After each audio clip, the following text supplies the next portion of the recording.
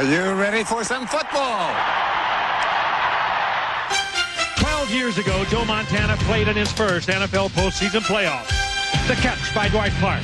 Montana then won his first of 4 Super Bowls with the San Francisco 49ers 2 weeks later. The Kansas City Chiefs are now Joe Montana's team, and they are the champions of the AFC West. But today begins the postseason drive to the Super Bowl, and for 37-year-old Joe Montana, the team has changed, but the goal remains the same. It doesn't matter how many things are in the past, how many you won in the past, but every year the goal is to go to the Super Bowl. The goal is to first make the playoffs and then get to the Super Bowl. And anything less than that, you should feel a little cheated.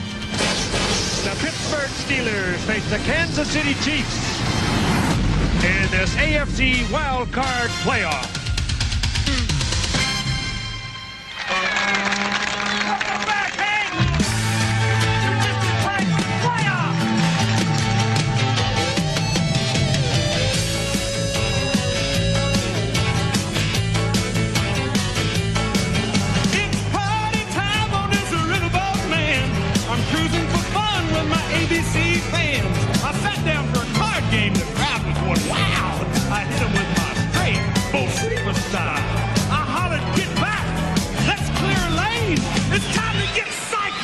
Playoff game. Hey, are you ready for some football? It's a postseason party. Now this is Big Old Hank, and I'm back and I'm ready to get this game started. Now put the teams on the field and get them pumped up right, cause all my rowdy friends want a playoff fight.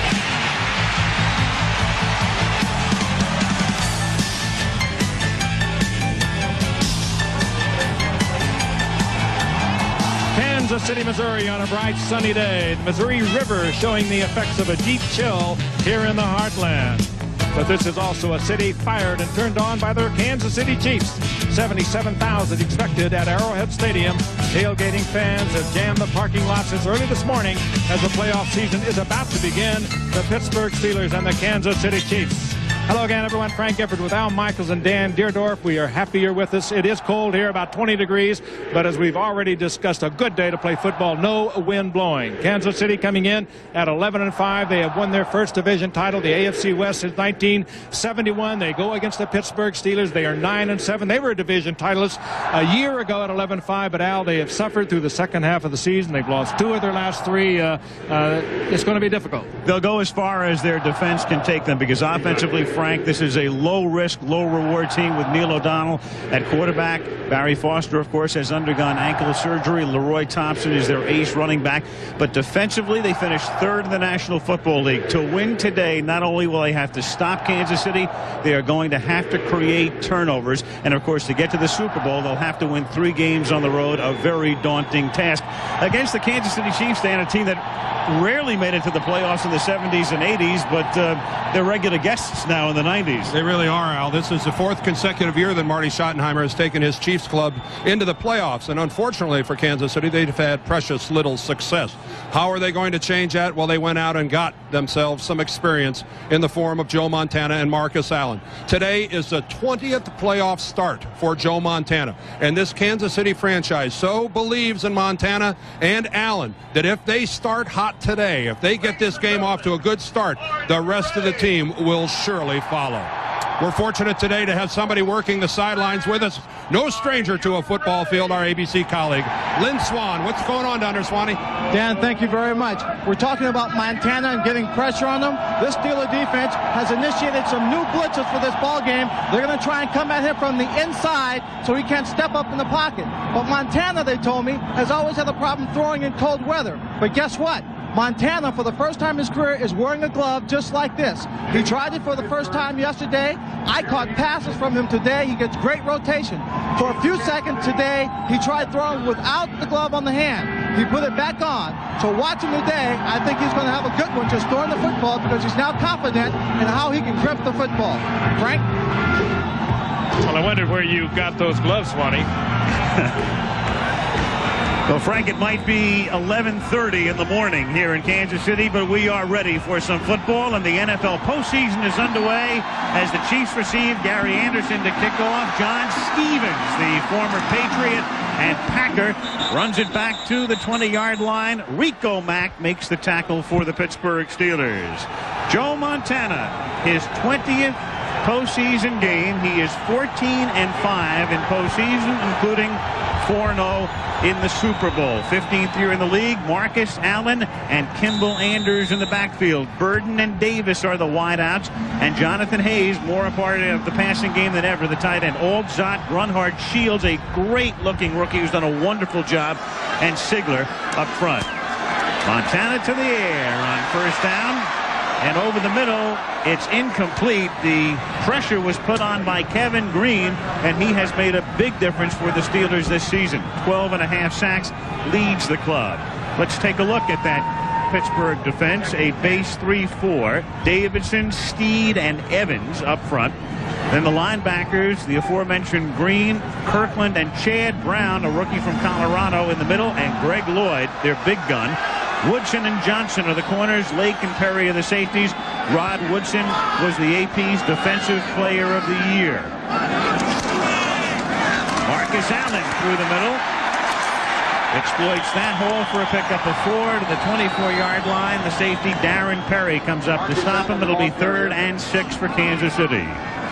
On the first passing situation, we just might advise you also that we haven't told Rod Woodson and Marty Schottenheimer told us that he anticipated this. Rod Woodson will be locked up with Willie Davis, the speedy wide receiver for the Kansas City Chiefs. D.J. Johnson be working primarily against J.J. Burton. 3rd and 5 with the ball at the 25-yard line on the opening drive of the game. That's Marcus Allen in motion. Montana, that short drop and a quick pass, and it's knocked down by Deion Figures, their top draft choice from Colorado, who comes in the nickel. And so the Chiefs are 3 and out, and Barker comes in to kick. Well, the Pittsburgh Steelers anticipating that it's going to be a short passing game to start this thing with the Kansas City Chiefs, and they are smothering everybody in that 5 to 8 yard range. And the next time the Kansas City Chiefs get the football, I think it'd be well advised to stretch the field a little bit. Send somebody deep. The Steelers are hovering close to the line. Brian Barker kicking. Rod Woodson back to receive it. Woodson takes it at the 29-yard line. And Woodson comes back the other way. And Rod, who must have run 70 yards, nets 3. A 46-yard kick, and Woodson takes it back to the 34-yard line. Only 3 yards, but a lot of fun to watch. He'd have lost about 10 yards if it wasn't for Carnell Lake that came back with a big block. Neil O'Donnell, 4th year out of Maryland, bothered all year with tendonitis of the elbow and a shoulder bruise, but missed only 1 start, that on opening day. Hodge and Thompson, the running backs. Graham and Stone, the wideouts. Eric Green is the big guy, their leading receiver at the tight end. Jackson Love, Dawson to the Pro Bowl, Hasselrig, a former Pro Bowler, and Searcy up front. And this is Leroy Thompson, and that's a play you'll see more than once today. They like to keep it on the ground. Their wide receivers are very ordinary. Gain of 3, 2nd and 7. Kansas City's defensive unit. Derek Thomas playing in a down position this year, so it's a base 4-3. Smith led the league in sacks with 15. Phillips and Saliamua in the middle. Rogers, Simeon, and March are the linebackers. Albert Lewis having a terrific year. Jay Taylor on the other side. Bayless and Ross Kevin, the longtime cornerback, was turned into a free safety in midseason. Double tight end set, 2nd and 7. The catch is made by Jeff Graham, and he has the game's initial first down, takes it to the 48-yard line, tackled there by Jay Taylor. Pittsburgh wastes no time going right against Jay Taylor, who has been the replacement for Dale Carter, the #1 draft pick from a year ago, out with a broken arm. The first pass they throw, they work against number 27, Jay Taylor. Came in a trade from Phoenix. They like him here at Kansas City, but he probably is not the good man-for-man cover that Dale Carter is.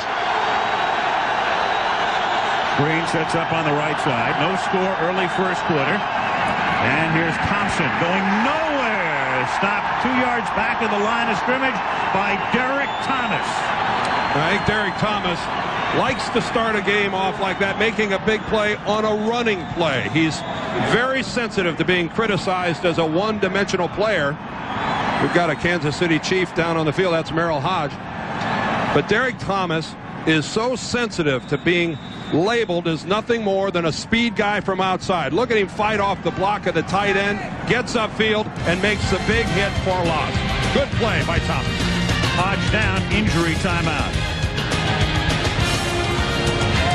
Thomas has already made the tackle here on Thompson. Here's Merrill Hodge, and watch what happens to him as he's hit by Tracy Rogers. Hodge knows the play's over, and Rogers just comes in and bangs Hodge down, and Hodge goes off the field. But as far as Merrill Hodge was concerned, the play was over, and he never saw that one coming.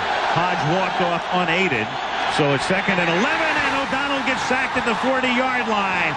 The safety blitz as Kansas City sent Martin Bayless in there, and this has been a huge problem of late for the Pittsburgh Steelers. They've given up 34 sacks over their last 8 games. 41 for the season, Al, and on a 2nd and long, you could just go to the bank with the fact that Kansas City and Marty Schottenheimer, with his defensive background, is going to come with the blitz. Pittsburgh, once again, didn't pick it up, and now they are in deep trouble once again. Marty Schottenheimer with that defensive background. 3rd and 17. Hodge is back in, out of the shotgun. Under pressure, Hodge on the middle screen. Gets into Kansas City territory, and Merrill Hodge breaks it down to the 27-yard line. So the man who was shaken up spends one play on the sidelines, comes back in, and they convert on 3rd and 17 as Albert Lewis makes the tackle, a 32-yard gain. Well, now that should not work as well as it did. There was no blitz, a straight 4-man rush, a little screen underneath. Kansas City playing in a zone. Somebody should have been able to pick it up. Jaime Fields is looking right at Hodge, but Hodge, who over the past few years has become a playoff player. Performing well, getting the first down out of deep trouble. Dermontti Dawson with a key block, the center to spring him. First down at the 27-yard line. Here's Thompson behind Hodge. He cuts inside and picks up 2. Martin Bayless making the tackle with 10:35 to go in the opening quarter and no score. This is good play calling on the part of the Pittsburgh offensive people. Ron Earhart, their offensive coordinator. A nice mix of both passing and running. Kansas City and a lot of people expecting Pittsburgh, if they're going to win this game, they're going to have to do it rushing the football. They've had a lot of success throwing the ball so far, and it's been a very nice mix on this drive. On 2nd and 7. O'Donnell with a deep drop and great protection and finds the open man. It's Jeff Graham. He takes it to the 15-yard line. Tackled by Bayless. Another Pittsburgh first down. Oh, and there was absolutely no pressure whatsoever on Neil O'Donnell. And he is an incredibly accurate passer. He does not throw the interceptions. You give him that kind of time. He's not so mobile. He doesn't move around very well. But if you just let him stand back there, he is going to get the completion. Jeff Graham comes underneath the linebacker, breaks out into the open, and O'Donnell with all the time he needed to get the delivery. Dave Adolph, the Kansas City defensive coordinator, watching his team trying to stiffen on Pittsburgh's first drive of the game. And this is Hodge picking up 5, taking it to the 10-yard line. By the way, on that screen, I think their left tackle, Al, John Jackson, looked like he got caught up after this play is over. And he's limping badly. Sorry to interrupt, but this is a key member of their offensive line. Dermontti Dawson, their center, is probably their best player, but Jackson is right behind him. And if he can't continue trying to block a guy like Derek Thomas and Neil Smith from the outside, there he gets his right leg caught from behind underneath. We got to pay attention to this. This could be critical for Pittsburgh. He looks all right, though, Dan. 9th play of the drive. It's 2nd and 5. The fake, and then O'Donnell comes back to the near side to Adrian Cooper. Touchdown. Their big tight end is Eric Green. Cooper is the other guy, and the other guy has just scored the first touchdown of postseason play. Well, he's only 10 pounds lighter than the 280-pound Eric Green. They love to go to both of them. Eric Green, of course, the more celebrated one, but Adrian Cooper, 6'5", 270-pounder, nobody in the coverage. and hurdles the last possible defender, Jay Taylor. I'll tell you, that is a pretty agile big man, Dan.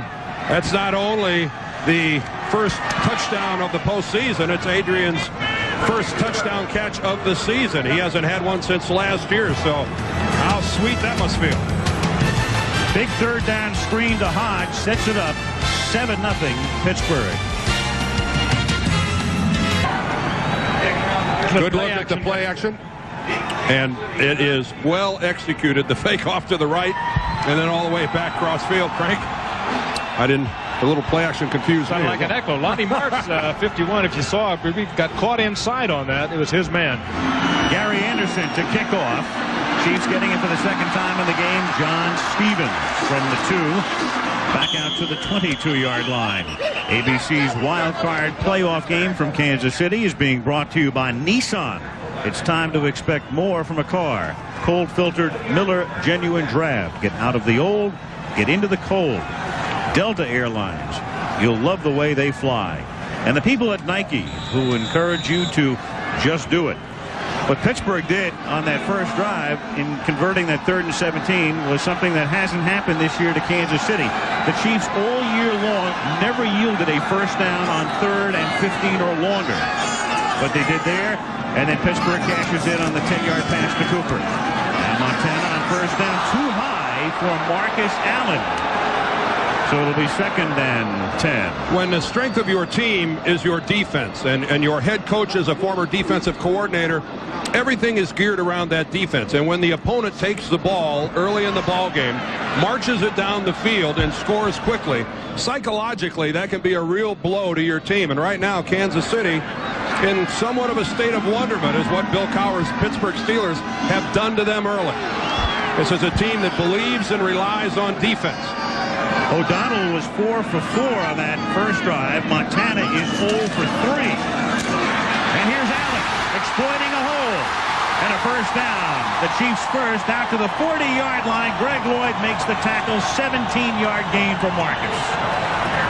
And the wily, crafty veteran with good running, Marcus Allen, who has meant so much to this Kansas City Chiefs team, lost a little in the shadow of Joe Montana, but he has really reemerged as a genuine star once again. Now watch the little move to the outside, the plant of the left foot. Maybe the acceleration is not what it used to be, but there's still enough of it that he is a very effective runner, a very heady runner. 7:55 left first quarter, 7-0 Pittsburgh. Here's Allen on first down, picking up 2. Marcus to the 42. What they've been doing with Marcus of late is resting him a lot. He hasn't played much over the past couple of weeks at Minnesota and last week against Seattle, as Schottenheimer has primed him for the playoffs. In postseason history, yards per carry, minimum 100 carries, nobody's been better than Marcus Allen. 5.75, a spectacular average. Remember, the league average normally is about 4. This year, 3.9. On 2nd and 8, the pass is a little underthrown and incomplete, intended for J.J. Burton, who was covered by Woodson. Well, right now you've got to say to yourself, how are these gloves that Joe Montana is wearing, how are they working so far? You know, you touched on something a little earlier too, Dan. Maybe they should be thinking a little bit more about stretching that Pittsburgh defense, because Montana in the last 7 games has not thrown a completion over 33 yards, and the Steelers are up there. They're playing them tight. They're jamming the receivers, and it's going to be difficult to throw underneath. That's where he'd like to throw, but it's going to be difficult. Well, he got hit on his first attempt, so you can't take that in for anything meaningful. But since then, the ball has been high, it's been low, it's been all around. 3rd down and 8. And Montana this time throws it out of bounds, so he's been high, low, and wide. It's time to take off the gloves, Phil. Yep.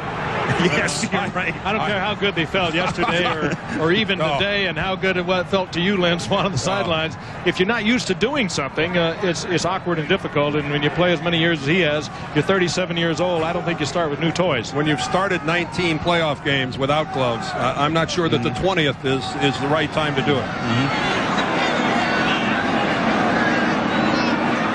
Of course, I'm speaking from all my wonderful quarterbacking experience. Right. And your playoff experience. Here's Barker. Sending it down to the 14-yard line. Hey, I see. We cover the earth here. What can I tell you? The gloves are off up here, too, right? 20 degrees in Kansas City, but bright sunshine, cloudless sky. 7-0 Steelers. They have it at the 14-yard line.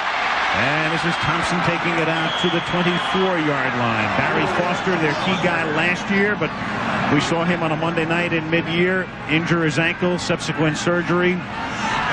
And thus it is Thompson now, their feature back. Pittsburgh at Kansas City. The longest current streaks, most wins on the road versus an opponent. Buffalo's won 7 at New York. The Saints have won 7 in Anaheim. So have the 49ers. And Pittsburgh has won 6 games in Kansas City. The last time Pittsburgh beat the Chiefs in Kansas City, it was at Old Municipal Stadium.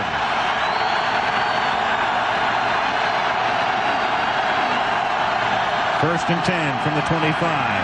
O'Donnell, who was very sharp on that first drive, throws this one too high, intended for Jeff Graham, and the coverage was very good. Jay Taylor right there with him. Once again, though, good protection for O'Donnell. That was just fine coverage on the part of Jay Taylor. O'Donnell, again, is not active back there in the pocket. He needs to be protected, and he got it once again. Just good coverage and forced him to throw it away. This is a vaunted Kansas City pass rush. There's Sally Amua in the middle. Nothing but a power rush, then a spin. But he's working against the class center in the NFL, and that's number 63, Dermonte Dawson. There's nobody better in the game right now. Second and 10, Thompson in motion, 6:13 to go in the quarter. Merrill Hodge out to the 29-yard line.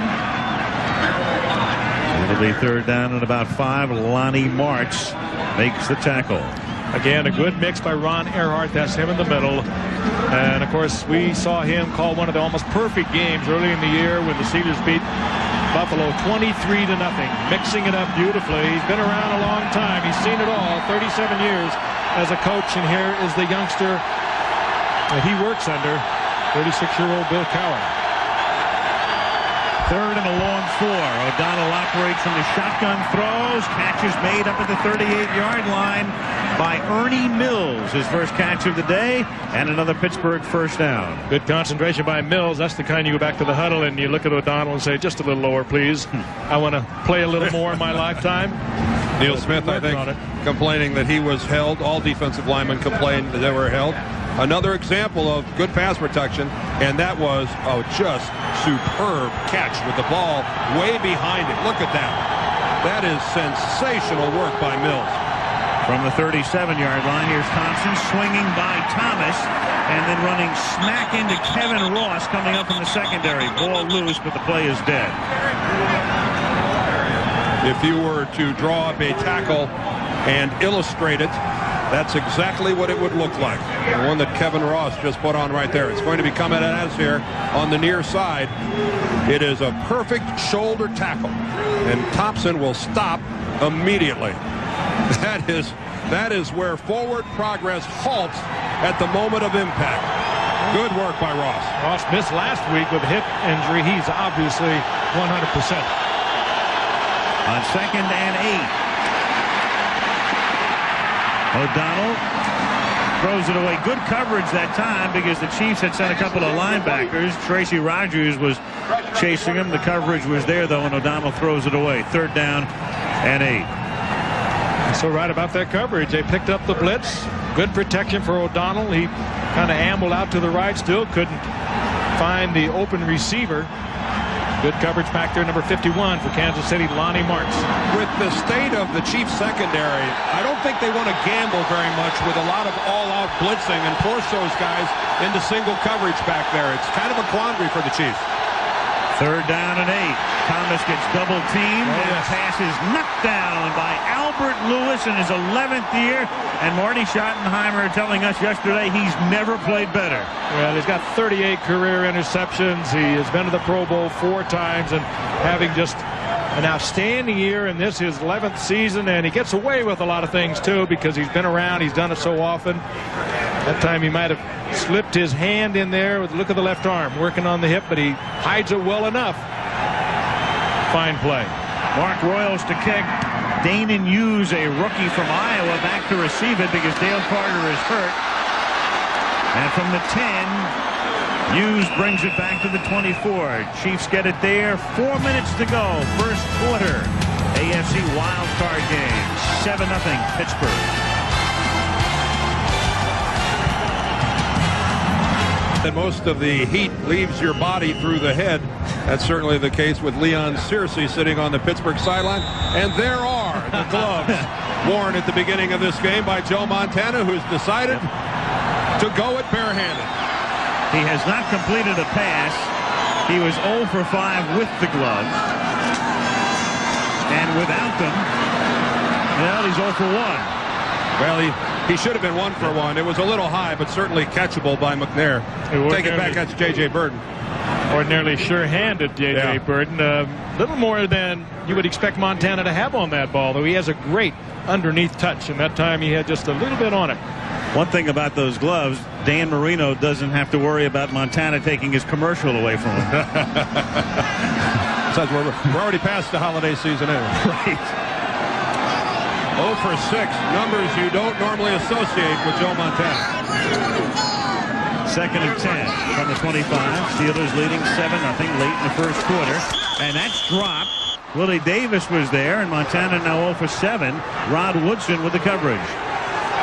Could have been caught by Willie Davis, but fine coverage on Woodson, who is shadowing Willie Davis around the field. Montana with fine protection. Again, keeping the passes high percentage, throwing underneath, and drawing the type of coverage you'd expect. If the Steelers have been watching Montana, they are aware that principally he has been an underneath and a finesse passer, high percentage stuff. 3rd down and 10. We saw Kevin Green eyeing the snap, and we've got a whistle. Our first of the day. Keith Cash was moving, the tight end. The referee today is Gary Lane.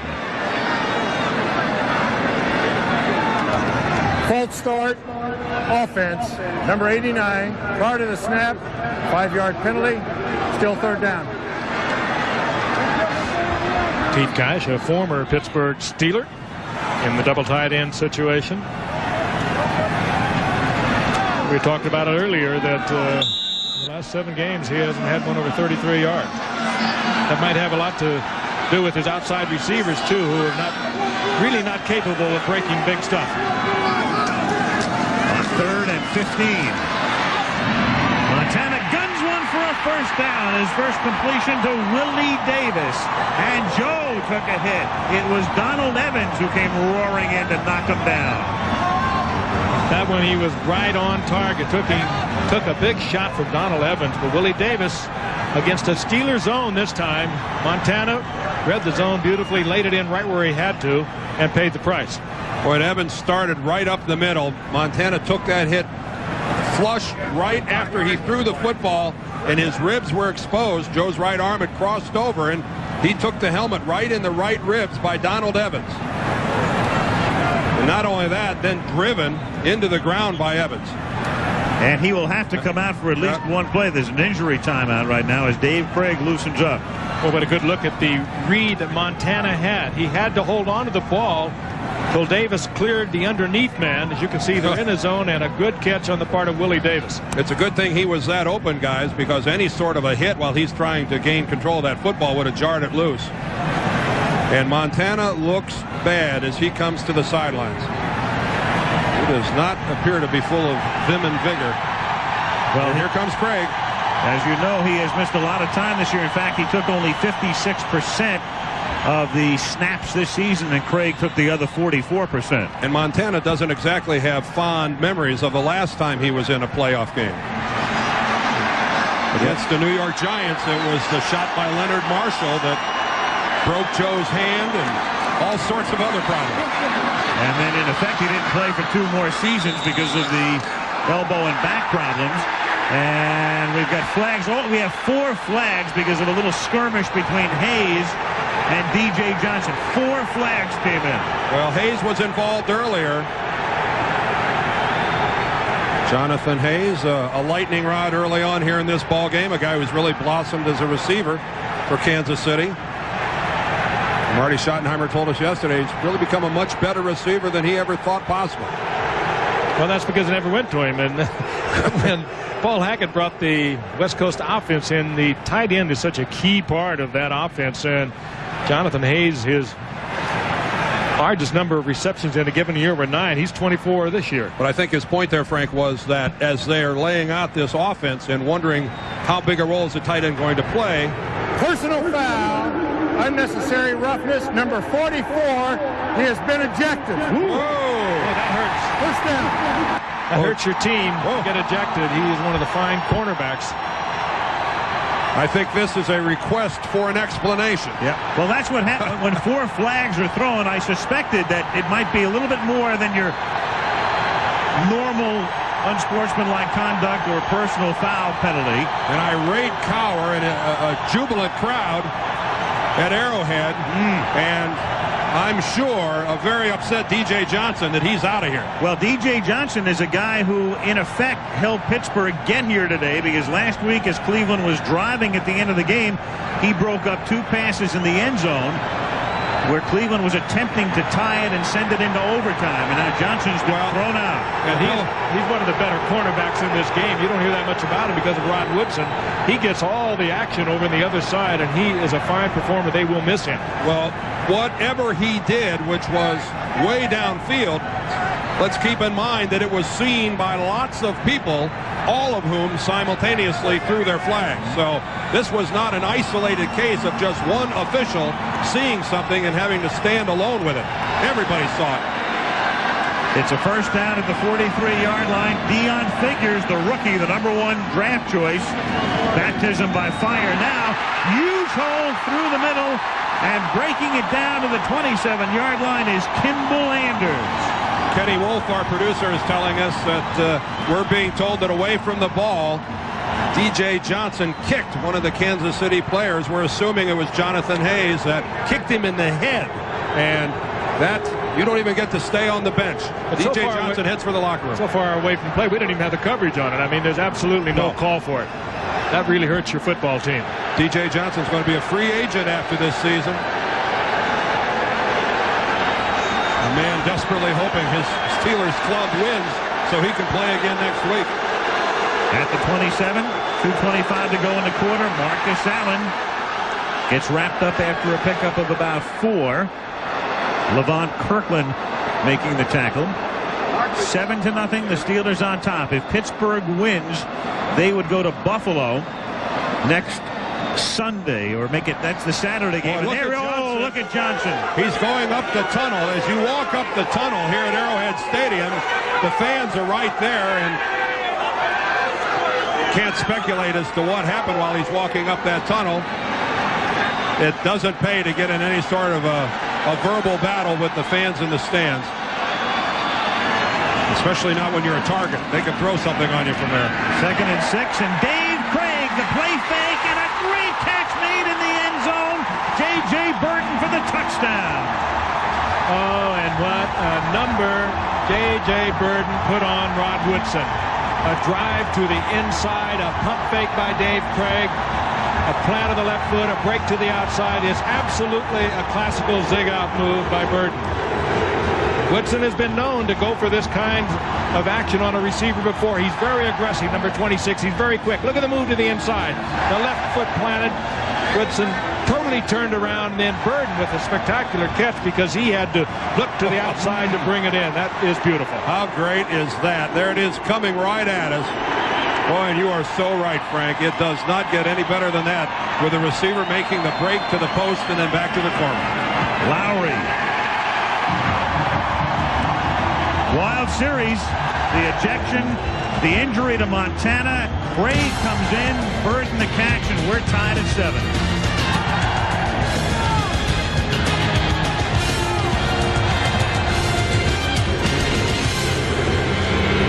Give you a look here at what D.J. Johnson reacted to. Some sort of liquid is sailing out of the stands. You see it right there, pelting the entire group that's taking him off the field. DJ, the wise thing there, I know they're throwing stuff on you. That's going to happen. Just expedite your departure. Get up the tunnel and get out. And Rod Woodson, the guy who really has to pick up the slack now in the Steelers secondary, feeling a little warm here on a very cold day as he was scorched pretty bad by J.J. Burton. 1:39 remaining in the first quarter. 7-7. Woodson and Dwight Stone are back to receive. Nick Lowry in the air. It's a short kick. Woodson from the 12. Back to the 24. Report from the Chiefs bench. Joe Montana simply had the wind knocked out of him. Will come back. Kansas City drive, meanwhile, helped along by the DJ Johnson penalty. It would have been 2nd and 12 instead of 1st and 10, 75 yards. 7 plays. J.J. Burden, the 23-yard touchdown reception from Dave Craig. I think it says a little something about the quality quarterbacking they have here in Kansas City. Dave Craig is not your average backup quarterback. 67,000 yards between them. That's not bad. No. O'Donnell, the fake on first down. Backpedal, sets up the screen. Merrill Hodge, who broke one earlier, is out of bounds up at the 34-yard line, very close to a first down. Martin Bayless running him out. Well, you don't know how long it'll continue, but in the early going, this first quarter, the Pittsburgh Steelers offensive game plan is set up beautifully. Ron Earhart, the veteran offensive coordinator, they come with the screen when you get Kansas City Chiefs dropping off, and it works. They picked up the blitz. They're giving plenty of protection to Neil O'Donnell, just doing a fine job thus far. This after they'd gone the last 7 games of the regular season without scoring a point in the first quarter. Stone in motion. On 1st and 10, Thompson goes next to nowhere. He is wrapped up by Darren Mickle.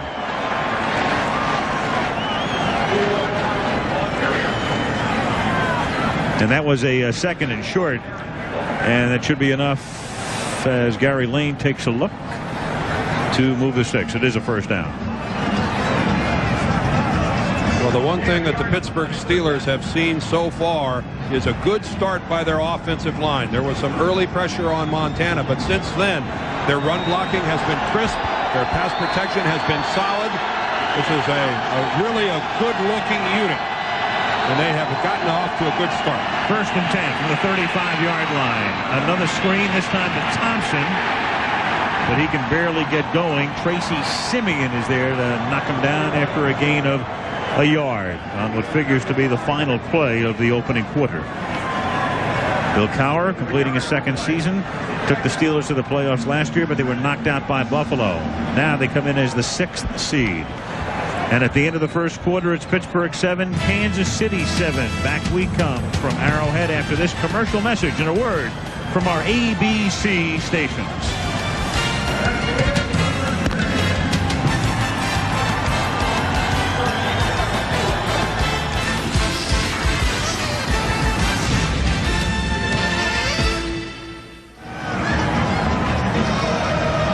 Well, I talked to DJ outside the Steeler locker room. He said the reason why he kicked Tim Barnett was because he felt that Tim Barnett cut him. He went low about the knees after the play was over.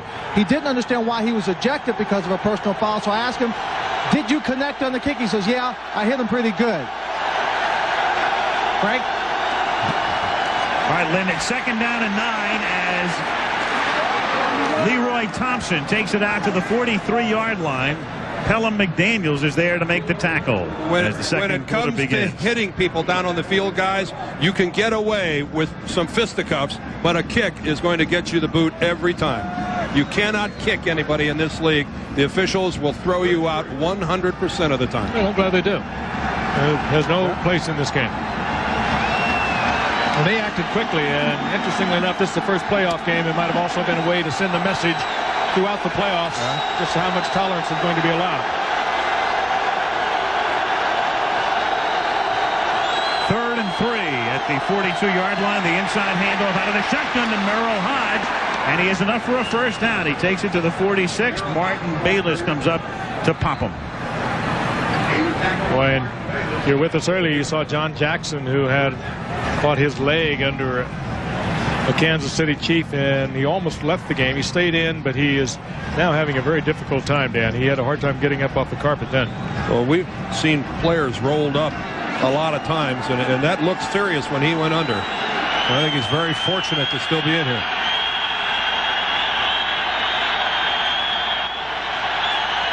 On first down, It's dropped at the 50. That is Eric Green, their leading receiver this season, with 63 catches and averaged 15 yards a reception, which is a lot for a tight end. In fact, this year it was a lot for anybody. This one could have been caught.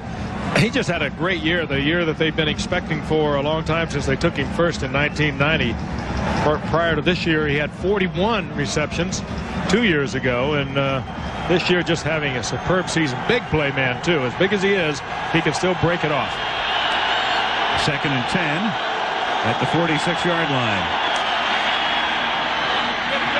And the catch is made by Jeff Graham, out of bounds, very close to that first down marker. ABC's Wild Card Playoff game is being brought to you by the new Dodge, a division of the Chrysler Corporation, and the wine cellars of Ernest and Julio Gallo, who invite you to take a new look at Chardonnay. We caught a glimpse of Neil Smith before. He's had a cold and has congestion. He's on the bench. And Derek Thomas has just come off after the last play. He was favoring his shoulder. There's a look at Smith.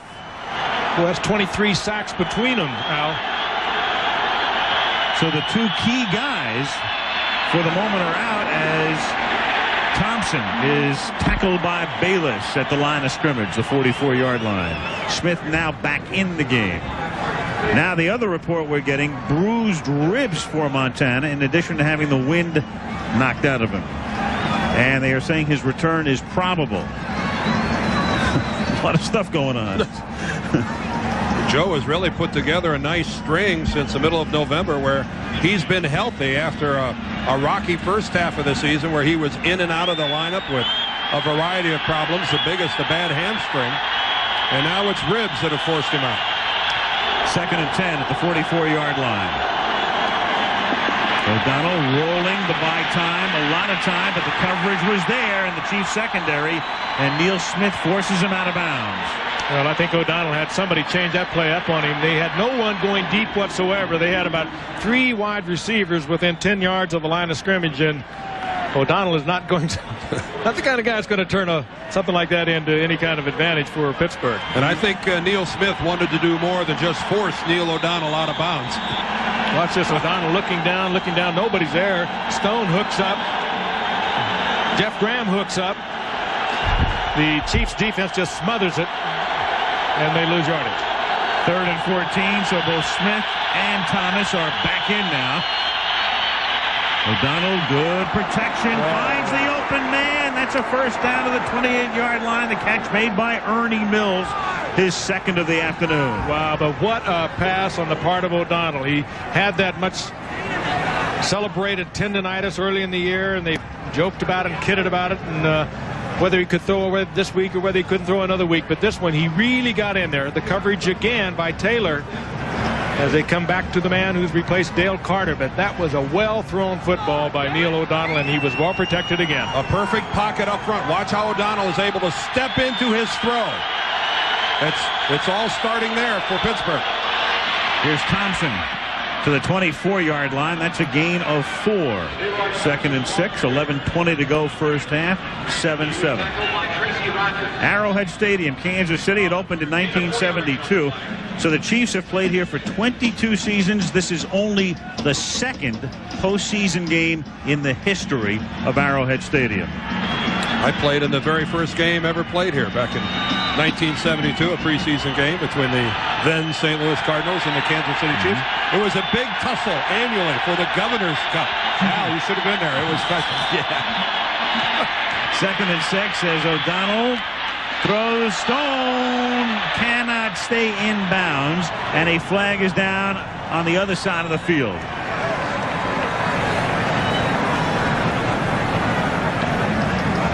Never did control the ball, obviously. The official right on top of it, but this was the flag that was thrown on the opposite side of the field, and the holding indicated against the Steelers, and also now Kansas City. Either that or they made a mistake.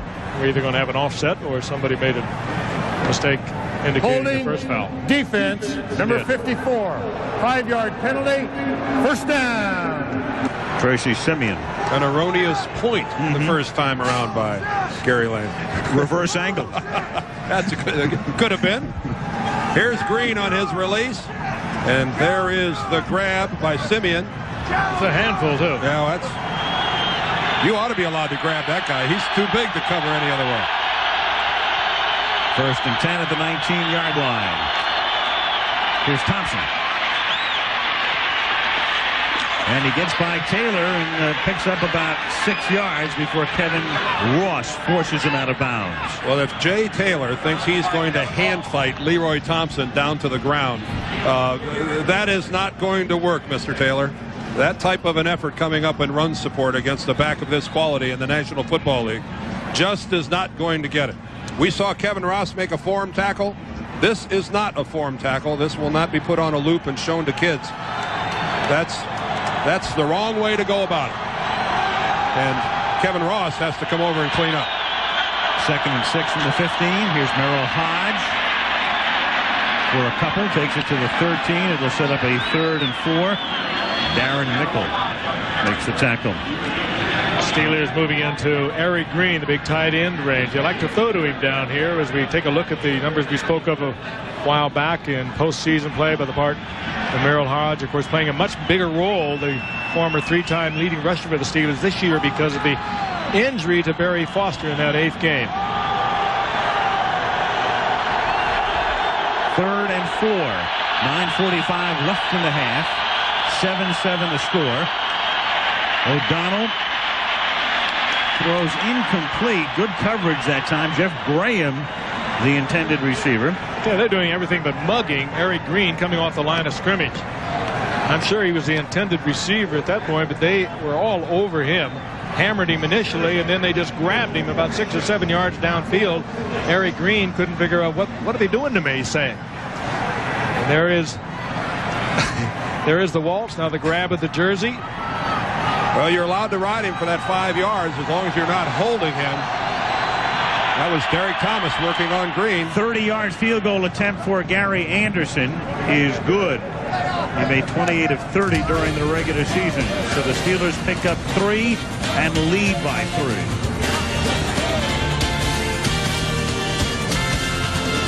Of Neil Smith on the sidelines. We've got a great shot here. Watch him. That's Leon Searcy with his back to us, number 72. He comes off on Smith. Watch his ankle right there. You see it roll? And Neil Smith came off limping pretty good. And a good look there of his foot being grabbed by that artificial surface and rolling to the outside. They tightened up his tape job, and I'm sure that he'll be back in the ballgame. It's a good thing he's got some flexible ligaments and tendons down there. Thomas plays that down position, but that was seriously 304 pounds. He just buckled him. That's some good power. And Montana appears ready to come back in the game. You caught a glimpse of Joe. Anderson kicks off. It's taken 4 yards in. John Stevens is going to come out with it. Good decision. Instead of getting it at the 20, they get it at the 31-yard line. Darren Perry makes the tackle. Casey has it there. Joe coming back into the game with 9:23 left in the half. Pittsburgh 10, Kansas City 7. Sorry, afternoon, Kansas City, a place for all seasons. The weather is different things to different people. That's Mark Spitz, I believe, preparing for another comeback. All right. They'll be playing hockey on that pool tonight. A hearty soul out there today. 1st and 10 from the 30-yard line, and Marcus Allen gets knocked down at the line of scrimmage by Levon Kirkland. No gain. 2nd and 10. Montana is back in the game with 9:10 to go in the half, and Pittsburgh leading 10-7. Boy, the Steelers defense has got a lot out of Levon Kirkland and Chad Brown, 2 new inside linebackers. Brown a rookie and Kirkland only his 2nd year. They replaced veterans at those inside linebacking positions because of injuries, and they have done very well. 2nd and 10 from the 29-yard line. Marcus Allen too high. It's the 2nd time that Joe Montana could not connect with Marcus on a pass, once with gloves and this time barehanded. That was a full blitz by the Steelers, one of their rare blitzes. Montana read it all right. Allen read with him, just off the fingertips.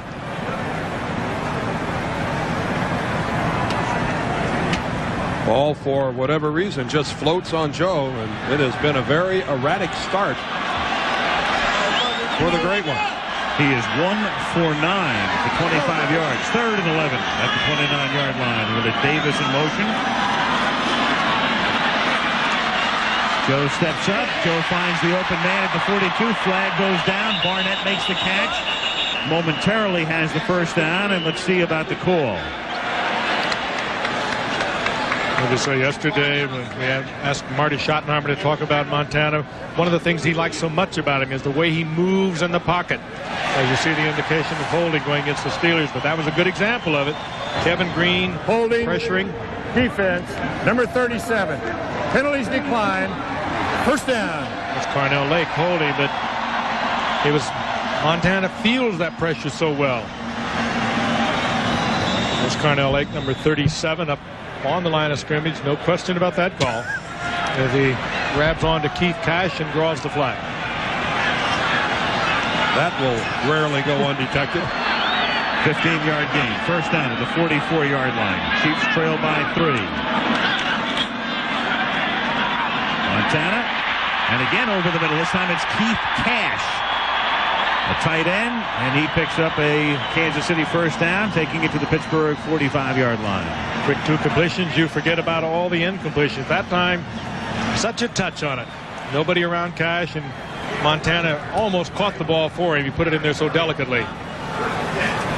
Cash with just a little turn in between linebackers, and Montana with the perfect touch and the perfect read. Well, it's really a good part of the field for Kansas City to be working. Frank, you touched a moment ago about Brown and Kirkland both being really just first-year players in the middle of the field. It's a smart place for Kansas City to be. And Cash shaken up comes off as the handoff is taken by Kimball Anders, getting to the 36. That's a gain of 9. He's tackled by Dion Figures, who normally would play in only the nickel and dime packages, but with the ejection of D.J. Johnson, he's in there all the way now. So there you have a rookie in Figures. The nose tackle, Joel Steed, in his first starting year, 93. Brown is a rookie at inside linebacker. Kirkland's a second-year player, but just his first year of starting. There's a good look at Steed. This is a very young, a very active, but inexperienced group in the middle for Pittsburgh. 2nd and 1, so Montana off the play fake gets sacked. It is Gerald Williams who comes in to knock him down back at what would be the original line of scrimmage, the 44-yard line. There's a guy that Pittsburgh needed to have back, and they got him back at the right time. He's been a good player for this franchise for the last 8 years. This is solid coverage downfield. Joe goes right, sees nothing, tries to come back left, and finally, Williams got there. Tom Capers, the defensive coordinator of the Pittsburgh Steelers, and it must be a heated booth where he is. He's up there in a golf shirt. 3rd and 8, just inside the 44. Davis in motion. No play. Delay. Offense. 5-yard penalty. 3rd down. So it'll be 3rd down and 13 now.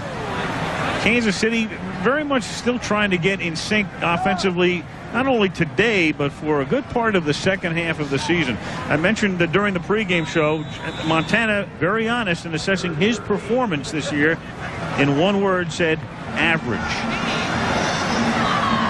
And against Pittsburgh, he has been less than average.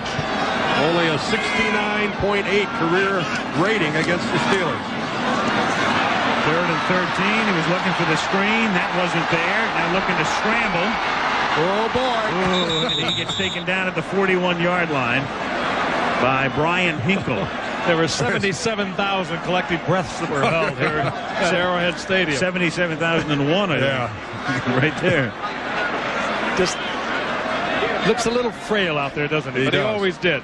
Well, you worry about a couple things. You worry about the hit, but when a guy's got a chronically bad hamstring, when he's running like this on a cold day, that's a perfect opportunity to pop that thing. Not to mention brittle bones. Oh. Kansas City to punt. Barker to send it down toward Woodson. Woodson's going to let it go. The kick is into the end zone. That's not the punt he was looking for. 5:23 to go. First half. That one that Marty Schottenheimer was looking for also. tomorrow right here on ABC. Pittsburgh leading 10-7. 5:23 to go in the half. First down from the 20-yard line. And going through the middle is Leroy Thompson. He's stopped by Joe Phillips. Thompson played at Penn State. It's funny, Blair Thomas was the big back there and very heralded coming out of Penn State, winding up with the Jets. But Thompson was there, and Gary Brown, the sudden star now at Houston, was also there in the same backfield with Leroy. Funny how that works out. And you wonder how long the Pittsburgh Steelers are going to be able to keep two talents like Leroy Thompson and Barry Foster on the same roster. 2nd and 9 from the 21-yard line. And Dwight Stone makes the catch up at the 27. It'll be 3rd and 3. Neil O'Donnell with a strong arm challenging Albert Lewis, the all-pro cornerback, one-on-one with Dwight Stone. It's 3rd and 3. Don't want to do it too often. Lewis is a gambler. He will make the move on the ball as good as anyone in this game. Still has the quickness even now in his 11th season, but O'Donnell has a strong arm. How about Albert in his special teams play? Blocked another punt for a touchdown last week against Seattle. His 11th blocked kick in his career. Neil Smith has been in and out. He's back in on 3rd and 3. O'Donnell for Graham, who'd gotten out in front, makes the catch, and he's out of bounds at the 38-yard line. He'd gotten behind Albert Lewis. Yeah, Charles Bensey or Albert Lewis, one of them made a big mistake. O'Donnell, had he seen it a little earlier, might have got 6 points out of that. Albert might have tripped up on his own guy. There was two Kansas City guys on the right side of your screen. Albert was down on the ground, at least had a hand down on the field, and he was scrambling to get back in on it. Albert Lewis was covering the receiver to the inside. Right there you see, and Albert Lewis actually tripped over his own man. From the 38, here's Thompson on first down. Down to the 37, a gain of 1. You mentioned the depth at running back when Thompson came in and from Penn State. He was a 6th-round draft pick, and up until the time that Barry Foster went down in the 8th game on our Monday night game against Buffalo, he had only carried the ball 55 times in 2 years. You understand that because Barry Foster was such a major part of the offense till he got hurt. Thompson has shown awfully well. 2nd and 9. They have Stone lined up in the backfield, and Stone, no stranger to carrying the ball, takes it to the 32. Normally he lines up as a wide receiver, but he carried the ball 12 times this year and averaged 10.1 yards on the ground. That little twilight zone now, 3rd down and a little more than 3 yards, close to 4 yards. Where in the past they've been so effective with their big tight end Eric Green, but Kansas City doing a fine job chucking up Eric Green, not letting him off the line of scrimmage. 3rd and 4. 2.5 minutes to go. First half. Steelers leading 10-7. A little fake shovel and an end around to Stone, but read very well by Kansas City, and he's tackled at the 36-yard line. Well, they've been running that all season long. Kansas City obviously well prepared for it. They also try to take it back to the short side of the field. Stone had nowhere to take it. And Kansas City with a good defensive read. So it's 4th down coming up, and we come to the 2-minute warning with the Steelers up by a field goal. Now, that last play, a 3-yard loss by Dwight Stone, may have been just enough to take the Steelers out of field goal range. It would have been a 49 or 50-yard kick for Gary Anderson. He remains on the bench now because now you're looking at a 53 or 54-yard kick. Boy, this is a gutsy call here, Al. 4th down and 7. At least they're going to line up as if to go for it. With 2 minutes to go, Pittsburgh up by 3. And O'Donnell throws it, and it is dropped at the 31-yard line by Ernie Mills. Boy, strange series. They run Stone out of the backfield, a wide receiver. They run him on a reverse on 3rd down. They take themselves out of field goal range. Now they get the incompletion. Plenty of time left for Kansas City. Now, after They cannot convert on 4th down. Kansas City takes over, and Montana's pass is through the hands of Willie Davis. A little high, but very catchable. Chad Brown came charging in to knock Montana down. Joe is now 3 of 12 for 51 yards. You look at the shadows on the field, you know that Willie Davis was looking right back into the sun. See the shadows? Montana throwing right on the shadows. One that could have been caught, perhaps should have been caught, but nevertheless, Willie Davis looking right back into that settling sun. 1:51 remaining in the half. Chiefs have all of their timeouts. Pittsburgh on top 10-7. Montana throws underneath to Allen. Nice spin move to get away, and then he takes it to the 50. Carnell Lake couldn't make the tackle. Left in his tracks in the 1st down. Darren Perry finally stops him. That's almost not fair for him. Yeah, but that sure isn't it fun to watch. Look to the veteran, to the great all-pro, to make the play when you need it, and watch him spin away from this tackle. Beautiful. From the 49, he throws an out to Cash, but that's only a 3-yard gain. Keith Cash out of bounds at the Pittsburgh 48, 2nd and 7 with 1:21 remaining. It would mean an awful lot to Kansas City if they can move the football. They have been sputtering and not getting it done throughout the entire first half. They're still, however, within 3 points of the Steelers. If they can get a drive, get some points up there, if they can get a touchdown up on the board, it's going to make a big difference to this team in the second half. A minute and 21. 3 timeouts. Joe Montana at quarterback. Perfect time enough to go have a sandwich when it's over. 2nd and 7 from the 48. The blitz, it's picked up. Cash makes the catch. He gets to the 43. It'll be 3rd down and 2. Tackled by Gary Jones. Montana looked to the Kansas sidelines. City will use its first timeout. He didn't really want to. He looked over and Marty said, yeah, let's take it. Big play coming up. Marcus Allen will be featured, and we had a chance to visit with him yesterday. You'll see that. Brent Musburger, Dick Vermeil are in Pontiac, Michigan, to tell you about the Lions and the Packers coming up. We'll sum up the first half here, which at the moment sees the Steelers leading 10-7, but the Chiefs at the Pittsburgh 43-yard line come up to the line of scrimmage, 3rd down and 2. Kansas City with 2 timeouts remaining. And they try to get the 1st down on the ground, and Marcus Allen with that second lunge just may have done it. If nothing else, he came a lot closer. Yeah. Evans is there to make the tackle. It does not appear that he has it. No, this would have to be the spot of the century to pick up the 1st down. And Kansas City, in the confusion after that play, let about 7 or 8 extra seconds burn off the clock. 2nd, 3rd, and 4th effort here by Marcus Allen will almost certainly leave them a tad short. Hammer will just openly tell you, short yardage, goal line, I want the football in Marcus Allen's hands. He can do magic. 4th and a short, 1. They have 1 timeout left, 59 seconds remaining in the half. Allen lined up behind Montana. The fake, and then Joe goes down, and Joe is tackled at the 49-yard line. So Kansas City risking it at midfield, going for it, and now Pittsburgh's in great shape at the 49-yard line, and the Steelers have all 3 timeouts remaining. I think he ran into Marcus. I think Joe and Marcus tangled legs, and that's what drove Montana to the ground. It was a play-action fake. Everybody in the stadium expecting Marcus to get it. Let's watch their feet.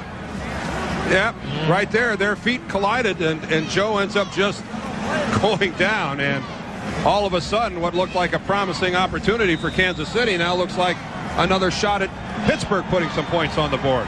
Jonathan Hayes, there it is again. Jonathan Hayes, the tight end, was the intended receiver. He put on the block. That could have been a big play, even a touchdown. 1st down, Pittsburgh out of the shotgun. And everybody covered. Yeah, Pittsburgh's been running an awful lot of screens so far in this ball game, and that was well defensed by Kansas City. Jaime Fields, the linebacker, the rookie, really showing more savvy than you'd expect from a rookie in a playoff position. There's Fields right there. Very, very popular guy. Man, he's only 5'11". That's small for a linebacker, but very active. And they like him a great deal. 4th-round draft pick this year. And very wise. He played that screen well. 2nd and 10 at the 49. Steelers lead by 3. And falling down was Eric Green. The pass was right there, and Green just slipped to the turf. Third down. Derek Thomas putting the pressure on O'Donnell. John Jackson, the left tackle, we talked about how he got hurt early. He's really struggling against Derek Thomas. There's Jackson right there. Thomas that time just threw him out of the way and came back to the inside.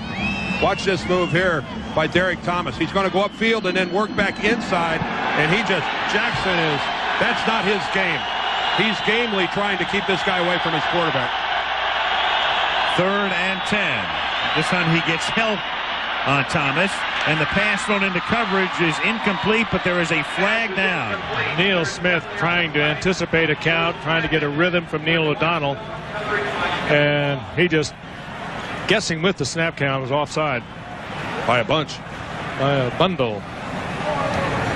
Offside, defense, number 90, 5-yard penalty, remain 3rd down. Now this guy makes a living out of making other people jump, but you could see Neil Smith was a full stride across the ball.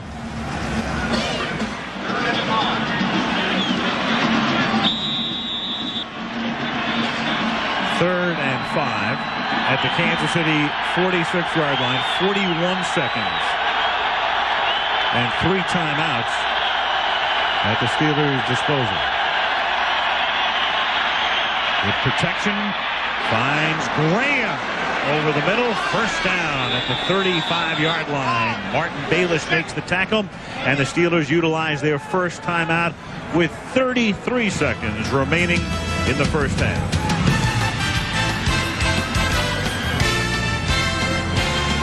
In Kansas City, Al Michaels, Frank Gifford, Dan Deerdorf. First postseason game. AFC wildcard playoff.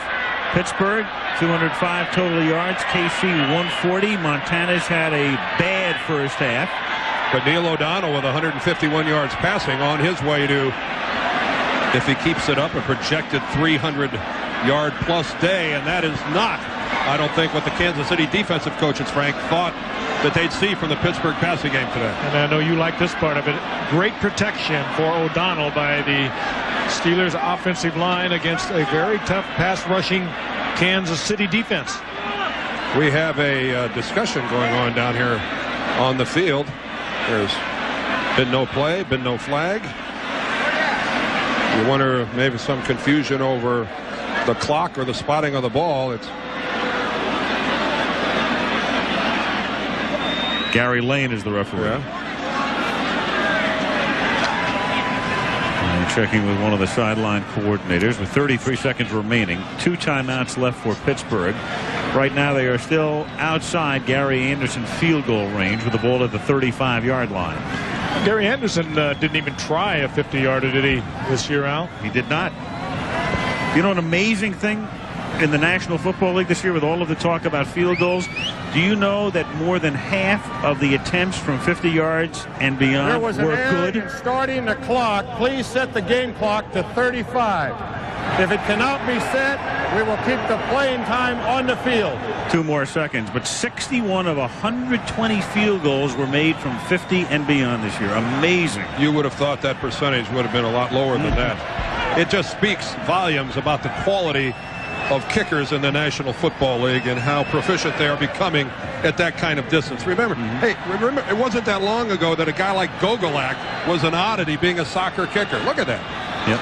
And not putting Gary Anderson down either. He was 28 of 30, so they know his parameters. What a huge increase, though, from 18% to 51%. And, of course, there's a Hall of Famer, Jan Stenerud, that toiled the best part of his career here in Kansas City.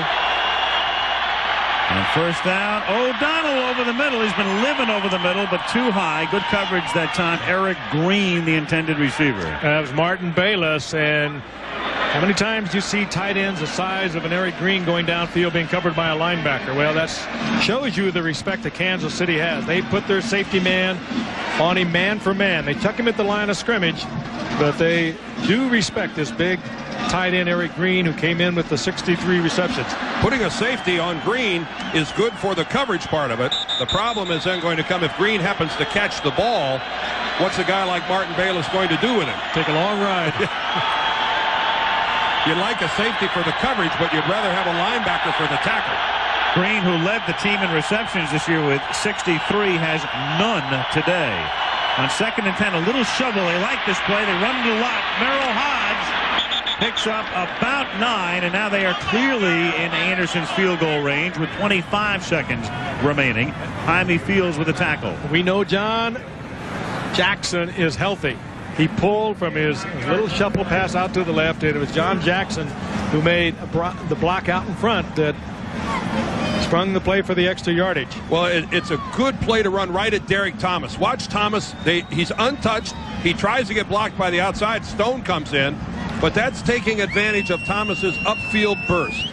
You can get around a guy with a play like that if he goes where you think he's going to go, and more often than not with Thomas, that's straight at the quarterback. 3rd and 1 at the 26-yard line. 25 seconds left in the half. 10-7 Pittsburgh. Hodge picks up Thomas. The catch is made by Mills. Mills with a touchdown. Oh, and what a move by Mills. He says Marcus isn't the only guy that can spin on this field. Take that, Marcus Allen. I can do it myself. Well, this has been an Ernie Mills first half. He's made some big plays. The 3rd wide receiver for the Steelers.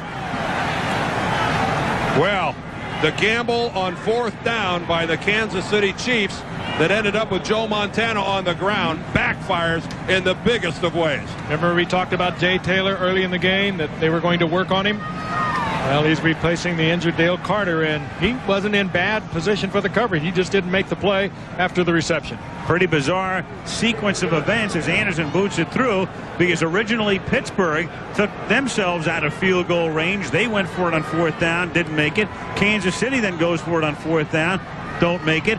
And all of a sudden the Steelers, just trying to get into field goal range, instead of 3, wind up with 7 and lead 17-7 with 18 seconds remaining in the half.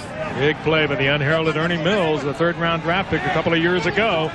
Bill Cowher, the fiery enthusiasm on the sidelines. One of the guys, if you will. Well, it's not often your team's a beneficiary of a turn of events this quickly in these type of playoff circumstances.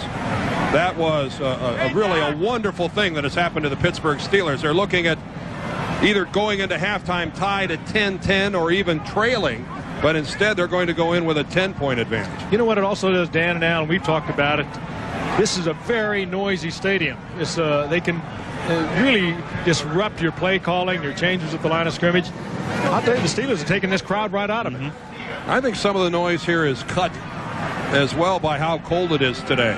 Everybody's wearing gloves. Everyone is muffled. They're wearing ski masks, scarves across their faces. It's impossible for this crowd. Cue her to do that. Yeah, thank you very much, Greg. This is not the normal Kansas City crowd. You're right, but I think it's because of what they're wearing. Even Montana came out wearing gloves, and that didn't work. No, that didn't. Taken at the 11-yard line on the kickoff from Anderson, and that sort of sums up Kansas City's first half. Stumbling and bumbling as Todd McNair goes down with 13 seconds remaining in the first half. You know, if I was a Kansas City player, I wouldn't want to be looking at this either.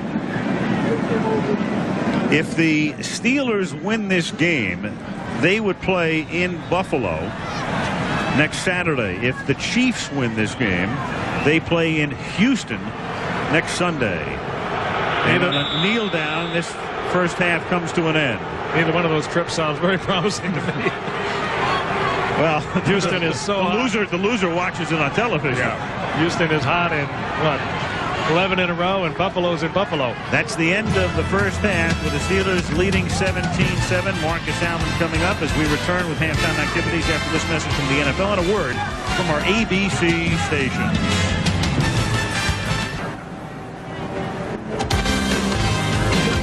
The Lexus Halftime Report is brought to you by Lexus Luxury Automobiles, the result of a relentless pursuit of perfection. Here now, Frank Gifford. At halftime, Arrowhead Stadium, Kansas City, in the first of 2 playoff games we'll bring you today on ABC. The Steelers lead the Chiefs 17-7. Well, a year ago when Marcus Allen was still a Los Angeles Raider, he talked in a Monday Night Football interview about his disintegrating relationship with Raider owner Al Davis. Yesterday, he spoke with us again on what a difference a year makes. But first, let's go back to December of 1992.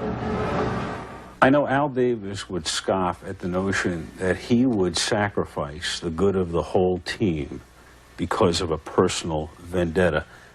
Do you feel there has been a personal vendetta with you? No question about it. Absolutely. He told me he was going to get me. We've had conversations. I don't know for what reason, but he told me that he was going to get me.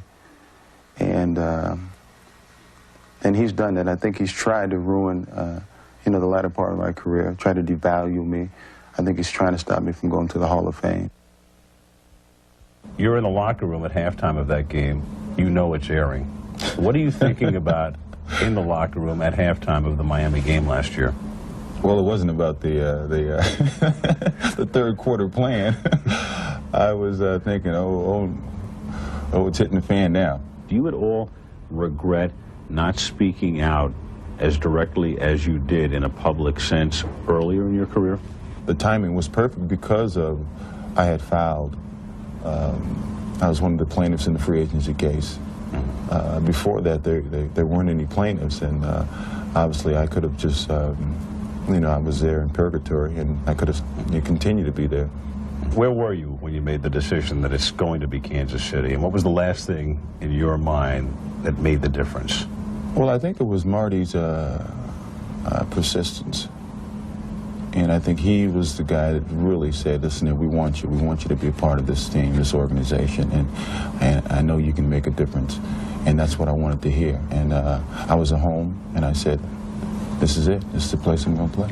How much of a factor was the situation in which they had signed Joe Montana? How much of a factor was that? Did that come into play at all? Well, I'd be a blatant liar if I didn't say that was a factor, but and Joe would tell you this. Joe called me, and I said, Joe, I'll call you back. And I didn't call him back for a couple of weeks because I was still in my process, and I didn't want him to influence it.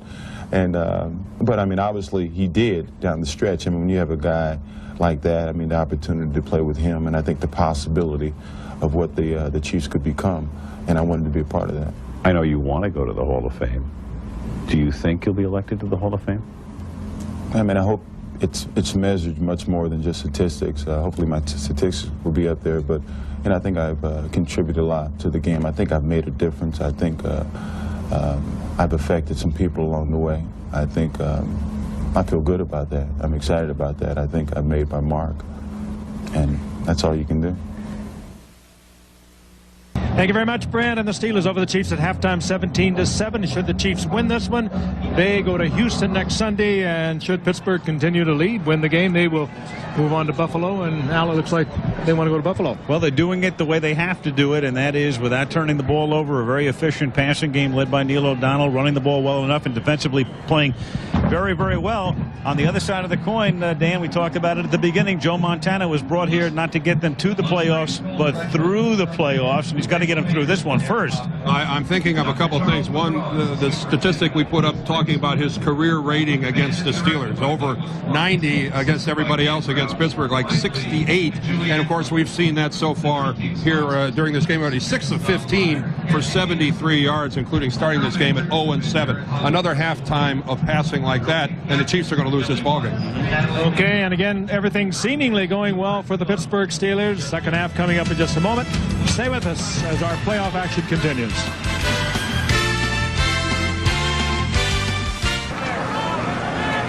Pittsburgh winning just about all of the battles in the first half, certainly on the scoreboard, where they're up 17-7. And they have more rushing yards, more passing yards, and a huge advantage in time of possession. I think it's really incumbent, Dan, on the Kansas City defense to put a little pressure on O'Donnell. If they don't, and they did sack him a couple of times, but he's had all the time he would ever want to throw the ball. He's a quarterback that's easily been sacked during the season. He's given up, 41 times he's gone down. The Kansas City, except for those 2 times, they've given him all the time in the world, and he has a superb arm if you give him the time. And I'll tell you how Kansas City has won a lot of their games, too. They score defensively. They have the type of athletes that force a sack. We saw it in the one Monday night game. Derek Thomas forced the fumble on a sack. And Dan Saliamua picks it up and runs it in for a touchdown. They need some type of a spark, and maybe it's just going to have to come from their defensive team to get this Kansas City ball club moving. Montana loosening up. You saw Rod Woodson back to receive the kick. Nick Lowry to put it in the air. Temperature, which was about 20 at game time, probably up to the mid to high 20s right now. Light breeze, clear skies, and a big crowd. But the Pittsburgh Steelers right now 30 minutes away from proceeding, and the Chiefs 30 minutes away from going home or staying home. At the 7-yard line, it's Woodson. Not past the 40, up to the 47-yard line. So a big second half run back. And there are the numbers for Neil O'Donnell. Very efficient in the first half. A 41-yard Woodson run back. You could see that Woodson wasn't even challenged as he went upfield until he crossed the 40-yard line. Superb blocking by his special teams mates. No one from Kansas City touched him until the tackle was made by Mincy after he crossed the 40-yard line and ended up all the way out to the 48. Call it what you want. Good blocking, poor coverage, or maybe some of both. Thomas and Smith are both out of the game as we start the second half. Whitestone makes the catch, and he's out of bounds after a gain of about 4. So Derek Thomas and Neil Smith each begin the second half on the bench. Their spots taken by Darren Mickle and Pella McDaniels. Eric Thomas, we showed you earlier, had his ankle twisted under him on a block by Searcy. Neil Smith came into the game with a lot of congestion, a heavy cold, and these are the two guys that you want on the field, Preston O'Donnell, and they're both on the sideline. Boy, they're just standing side by side on the Chiefs sideline. They picked up 23 of the 35 sacks during the regular season. Here's Thompson. He takes it to the 45. It'll set up a 3rd and 3. Tracy Simeon makes the tackle, and Neil Smith about ready or trying to get back into the game. Again, fine play calling by the part of Ron Earhart. The Chiefs in a blitz from the opposite side of the run. They pick up about 7 yards. Good old boy, been around 30. He's been coaching in pro football one more year than Bill Cowher was born. And Cowher smart to tap into that experience. 3rd and 3. Here is Thompson. Gets outside a Hodge block, but comes up, I believe, a little short of the first down. Going to be very close. Dan Saliamua makes the hit. Martin Bayless trying to help the officials spot the ball. Very close. Gary Lane is the referee. Says bring in the chain.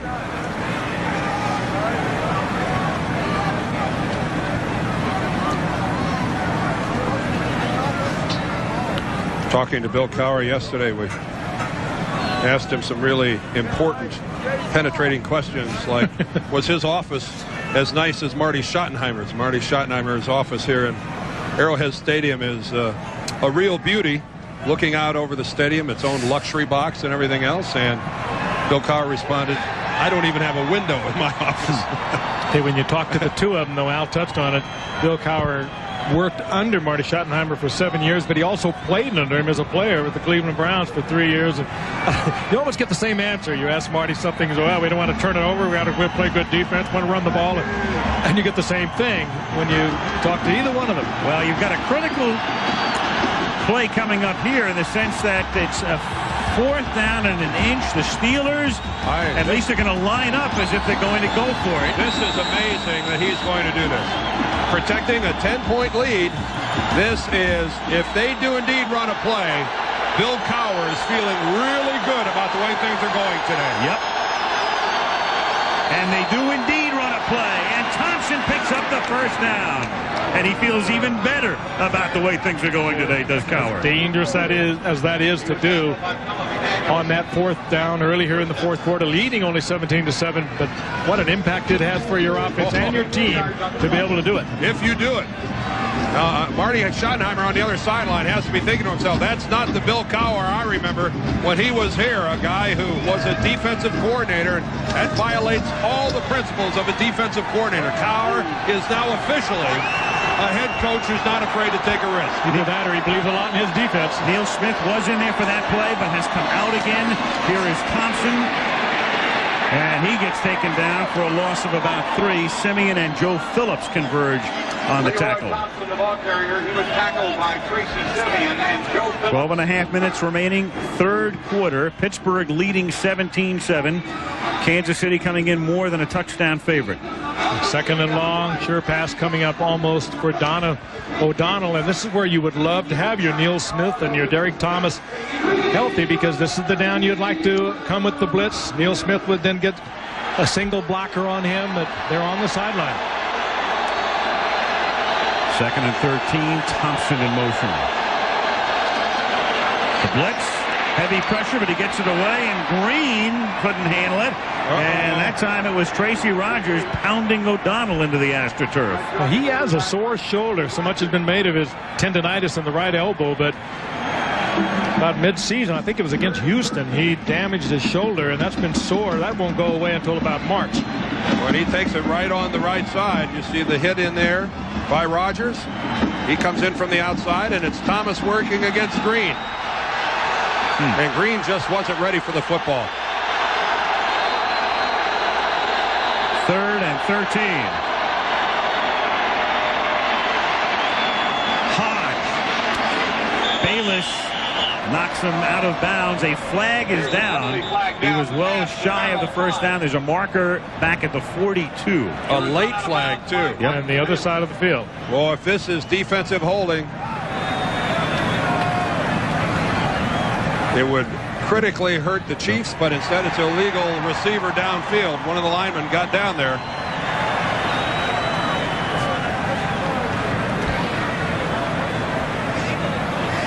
I would think the Chiefs would decline this penalty. Number 63 on the offense. 5-yard penalty. Third down. Well, let's see now. Gary Lane said third down, but the Chiefs were checking with Schottenheimer. Well, it would have been fourth. It would have been fourth down and probably a little out of Anderson's range. I think they made a mistake. Yeah, I'm wondering if they even checked with him. Marty is out there yelling at his defense.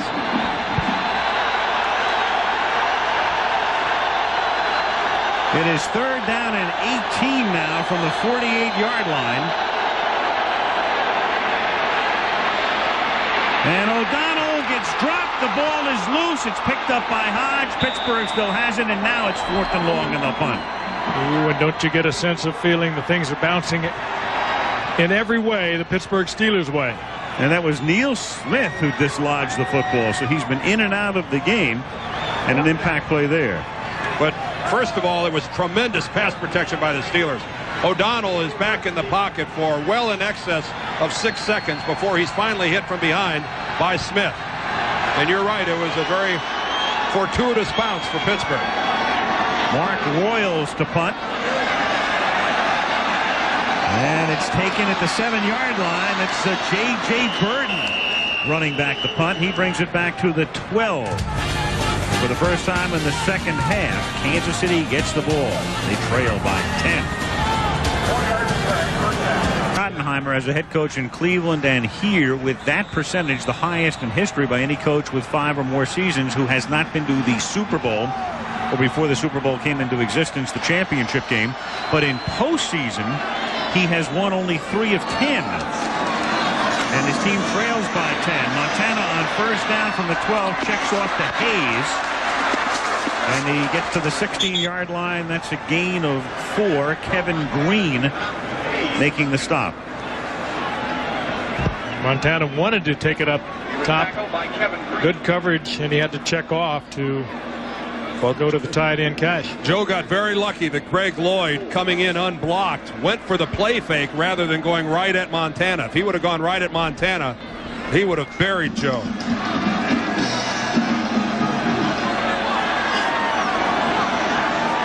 Second and 5 up at the 17-yard line. Quick flip and through the hands of J.J. Burden. And the crowd getting very restless. Well, the crowd realizes that when you're trailing by 10 points, the amount of mistakes that you can make and still get back into and win a ball game, they are dwindling rapidly.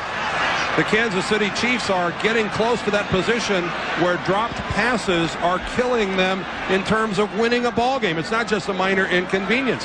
They are running out of errors. Look at Burton. Take his eyes off the ball. He's looking to the inside. That ball thrown so perfectly that he did not concentrate on the catch, and he lost it. 3rd and 5, and they have to hustle up to the line and get the play off with 1 second on the play clock. Montana buying time. Chase throws. Catch made at the 25-yard line by Keith Cash, and a first down. Again, Montana slipping along the pocket, looking for a receiver, knowing where everyone is. This is what he means to a team. Maybe not the best athlete that ever played this position, but he certainly has quarterbacked it better than anyone else. Look at this. He knows where everyone is, just enough athletic ability to get the ball out to Keith Cash, who set up beautifully beyond the sticks for the first down. And Woodson kind of lost track of Cash. 1st and 10 up at the 25-yard line. Allen to the 28, gain of 3, 2nd and 7. Evans makes the tackle. A little more than 9 minutes to go in the 3rd quarter. Pittsburgh on top 17-7. One of the, I think, adjustments here for the Pittsburgh Steelers is that they're not able to play as much man coverage as they planned on playing. If you weren't with us at the very beginning, cornerback D.J. Johnson was ejected from the ball game for kicking one of the Kansas City Chiefs. And that certainly throws their game plan out the window as far as how much man coverage they wanted to play. On 2nd and 7. Another 3-yard pickup this time for Kimball Anders. Line of scrimmage is now the 30. It'll be 3rd down and 5.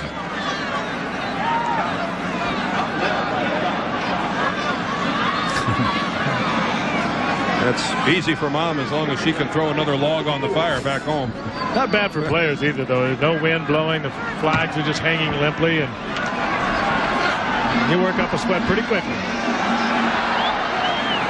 3rd and a short 5 from the 30-yard line.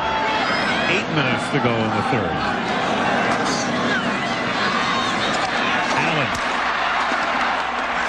Only to the 32, and the Chiefs will be forced to punt. Woodson comes up to make the tackle, and Brian Barker comes in to punt the ball to the Steelers. And the pressure really now begins to mount on the Kansas City defense. The way the Chiefs have looked offensively, you wonder if 20 points isn't maybe their outer limit here today as far as what they can score. And the Steelers already sitting on 17 with 22-plus minutes left to play. Woodson back to receive it. 42-yard punt. Fair caught at the 25 with 7:16 left in the 3rd. Pittsburgh 17, Kansas City 7.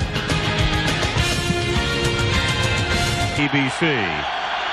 Steelers looking very much like a primetime team. Lead by 10 from the 25-yard line. O'Donnell throws too high. Incomplete, intended for Thompson. 2nd and 10. Again, no real pressure on O'Donnell. He just was confronted with fine coverage in the part of the Kansas City secondary. And I know Marty is desperately seeking some way to get somebody in O'Donnell's face. Hard to do when Neil Smith is obviously hobbled and having his problems. Derek Thomas has also been out much of the game, even though he's back in. On 2nd and 10, Merrill Hodge for 1 to the 26-yard line. Joe Phillips with the stop. 3rd and 9. 7 minutes to go, 3rd quarter. Pittsburgh Steelers, last year they were the #1 seed. They had home field advantage throughout the playoffs, meant they had the bye week, but then Buffalo went to Pittsburgh and out they went. This year they are the 6th and last seed. The only way the Steelers can get to the Super Bowl is by winning 3 games on the road. 3rd and 9 at the 26-yard line. Pressure, he gets it away, and incomplete. So the Chiefs that time came late flag, including Albert Lewis. Oh, late flag, Al, Frank. And this may hurt the Chiefs. This comes from Gary Lane, the referee, after the play. Intentional grounding, offense. Whoa. Lost it down. Fourth down. A rare call here in 1993. Yes. A rare call indeed. The rule states that to get that ability to just throw the ball away, you must be outside the framework of the pocket. It's a good call. And Neil O'Donnell is not. That is a very good call by Gary Lane. You're right. How many times? I don't think have we seen it all this year Monday night? No, that's the first time we say you must break the frame. You must be outside the tight end framework of the pocket. So Mark Royals to punt. They have Danon Hughes back to receive this punt. Dale Carter is their normal punt returner. They can march off the penalty here. The line of scrimmage will become the 14. Yeah, it's yardage and loss of down. Boy, and you can see what a little bit of pressure will do too. Carter had been their punt returner. They now go with Hughes. You'll notice when they were backed up before, they had J.J. Burden back there. Hughes is a rookie, and they didn't want to give him that much pressure, receiving a kick inside his 10. But this time he's placed at midfield. Royals' kick is a low liner that is angled and caught at the 35. Hughes brings it back to the 45. The rookie from Iowa with a 10-yard run back after Mark Royal sends it 49 yards. 6:20 remaining in the third. Steelers leading 17-7. Third quarter AFC wildcard playoff game, Arrowhead Stadium, Kansas City. Joe Montana trying to get the Chiefs ignited. Pittsburgh leading 17-7. First down from the 45-yard line. And Marcus Allen probes the middle, picks up 2.5. Chad Brown, the rookie linebacker from Colorado, making the stop. That last change of possession was profitable for the Kansas City Chiefs. It cost them some time off the scoreboard, but in terms of field position, a huge advantage as they get to start this drive clear out at their own 45. And at this stage of a playoff ball game where you are trailing, this is a type of field position that you cannot afford to squander, as we saw Marcus Allen come off the field, and that's a blow to the Chiefs, but they do have good field position. Todd McNair in relief of Allen, lining up behind Montana. Second down and 8. They give it to McNair off the left side, and Todd McNair breaks it for 9 on the first down to the Pittsburgh 44. Evans and Kirkland combine on the stop. For those people who are not familiar with Todd McNair, he is a fine running back, but an excellent receiver out of the backfield. He came in a week late this year, and never really got his job back. Harvey Williams opened at halfback, and then later Marcus Allen, and Todd McNair comes in very fresh, but he's a good football player. Well, of all the Chief running backs, he has the best per carry average, 5.5 yards per carry over the course of the season. And an excellent receiver, as I said. 5 minutes to go in the third quarter.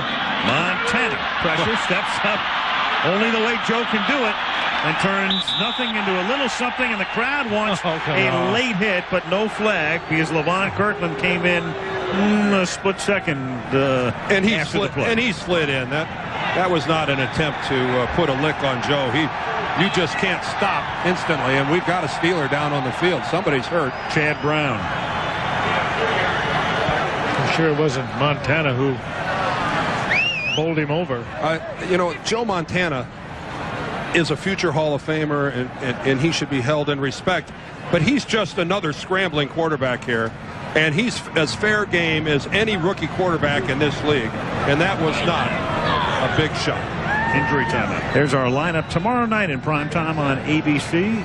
America's Funniest Home Videos, America's Funniest People, Lois and Clark, and the movie Tango and Cash coming your way in prime time tomorrow right here on ABC. 2nd and 7 after Chad Brown comes off the field for Pittsburgh, and Montana on 2nd and 7 throws. Anders makes the catch. That's a Chief first down to the 31-yard line. And finally, some signs of life from Kansas City's offense. They got the good field position, and thus far, Joe Montana's making it work by calling on people like McNair, people like Anders, and they're coming up big. It's not a deep passing game. It's still predominantly to the backs, but now it's becoming effective. He's getting good protection, and Joe, after that horrible start, has been 10 of his last 13 passes. On first down, he throws. McNair again escapes one man, and takes it to the 19, and the crowd has very much come to life. Kimball Anders making the catch. Both Anders and McNair good out of the backfield, and with Marcus Allen hobbled on the sidelines, who better to take advantage of their work out of the backfield than Joe Montana? This is like 49er offense from years ago when Paul Hackett and Joe Montana were together there back in 1983 and 1984. Just a little short, high percentage stuff. It moves the football, and Montana is starting to heat up. Gain of 12. 3:25 left in the third. 17-7 Pittsburgh. First down at the 19-yard line. Montana throws. Catch made by Barnett. He takes it to the 11-yard line. That's a gain of 8. Kansas City this season inside the 20, inside what is known as the red zone. 58%. They've gone into the end zone. Third highest rate in the league. The league average 47%. Of course, when you have people like Montana and Marcus Allen, and Pittsburgh, as you see, very, very good in their own right in defending their own goal line, the second best in the NFL. 2nd and 2 from the 11-yard line. Montana flipping it. Burden makes the catch. Figures with the coverage. It'll be first and goal. I'll give it to him. Yep. Figures knocked him out of bounds, but he would have come down inbounds had he not been hit. A pure judgment call by the official. Good one. And one of the most difficult calls, I think, for one of the side judges to make. Had a good look at it. Here comes Figures, the #1 draft pick from this past year. I think he would have got them both down. But when you look at that, that's one of the toughest calls, I think, for one of those guys to make. And that one goes Kansas City's way. Not even argued by the Steelers. Here's Anders on first and goal. And he gets a half-yard or so. Greg Lloyd makes the tackle. It'll be 2nd and goal just inside the 5 with 2:10 remaining in the third. Well played by Greg Lloyd. You had a good look at it. Outside responsibility. He stayed there, and Anders turned right into it. Little extracurricular activity in there usually is. Well, that's a good spear by Donald Evans. He comes in there and hits with the bridge of his helmet. And you can see why maybe some of the Kansas City guys got a little upset about that. 2nd and goal. Double tight end set. That was Cash in motion. Montana. And it's knocked away at the last moment. Figures got a hand on it. J.J. Bird, the intended receiver. Well, if he did get a hand, I think he did, Al, but what a great play he made. I think a little luck involved because he's playing the receiver all the way, never turned around and looked back at the ball. You can see into those eyes. If you're a good defensive back, you're reading the eyes. The eyes get big when that ball starts to come in. He goes up, times it. I don't think he got a hand on it. He just didn't handle it. Nope. That's a well-thrown football by Montana.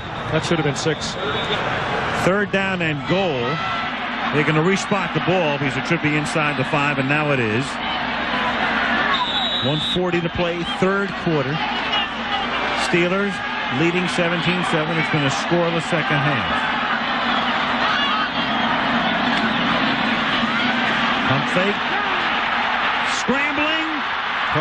There's Greg Lloyd, and what a big-time play. At the 6-yard line. Oh, Greg Lloyd, like a halfback, 6'2", 225-pounder. You're not going to juke him, particularly if you're Joe Montana.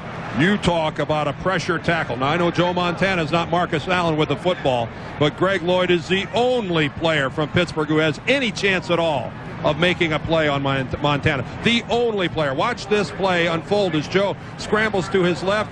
There is not a Steeler anywhere in the vicinity other than Greg Lloyd. You know, he made 2 plays, Dan. He stopped him from taking right straight upfield to go for the goal line. And then he moved to the outside.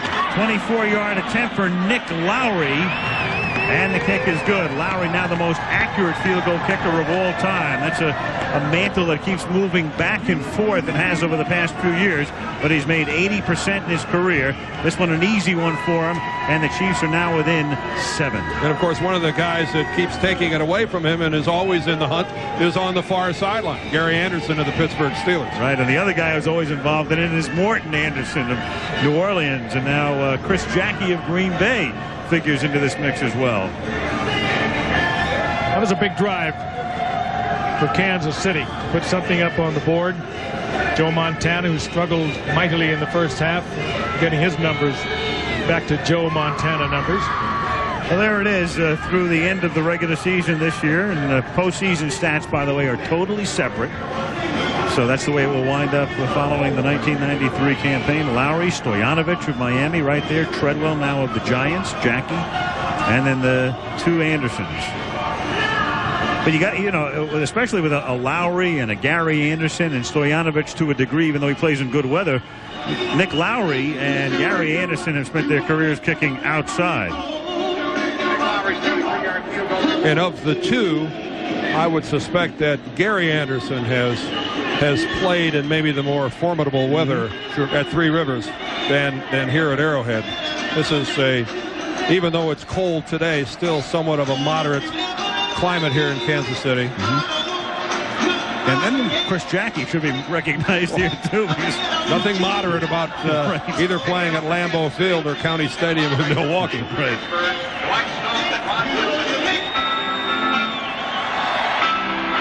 And if you are with the Chamber of Commerce, you can write us at ABC Sports. No, you can write that down.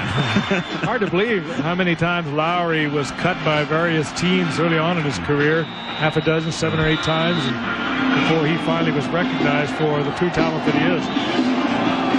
109 remaining in the third, and he sends a bouncing ball down to the 20-yard line. Randy Cuthbert, rookie running back from Duke, brings it back to the 32-yard line with 1:02 remaining in the third.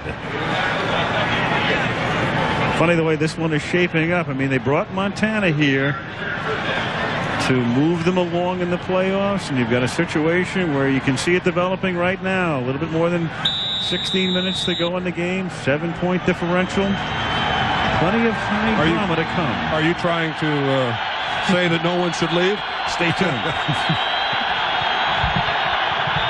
From the 32-yard line, O'Donnell throwing it away. Stone, the nearest intended receiver. And Albert Lewis all over Stone.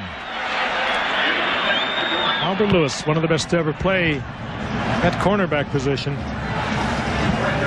And to play so effectively, Frank, in his 11th year in the league, that's a position where the wear and tear and over the years really takes a toll. And Albert, at this age, to turn in one of his best years ever is remarkable. 2nd and 10 from the 33. Thomas puts the pressure on O'Donnell, but he gets it away, and Eric Green makes the catch up at the 48. And so Eric Green, who had dropped the couple, boy, did you see him fight it? Makes his first catch of the day. Eric Green, I think he was so frustrated. He's dropped a couple. He dropped a couple last week. He really fights this football into his chest now. Look at this. Making sure he's got it. Boy, that ball looks awful small when he's holding it, doesn't it? I think you get psyched out. A receiver does after a while. You drop 2 or 3, and all of a sudden you start to fight it. Catch a couple, you're right back on stride. 1st and 10 at the 48-yard line. Thompson losing 2. Sally Amua will get credit for the tackle, and that will be the final play of the third quarter. End of 3 in KC. It's Pittsburgh 17 and the Chiefs 10. And we'll return with a fourth quarter from Arrowhead Stadium after this from our ABC stations. We start the fourth quarter in Kansas City. Al Michaels, Frank Gifford, and Dan Dierdorf.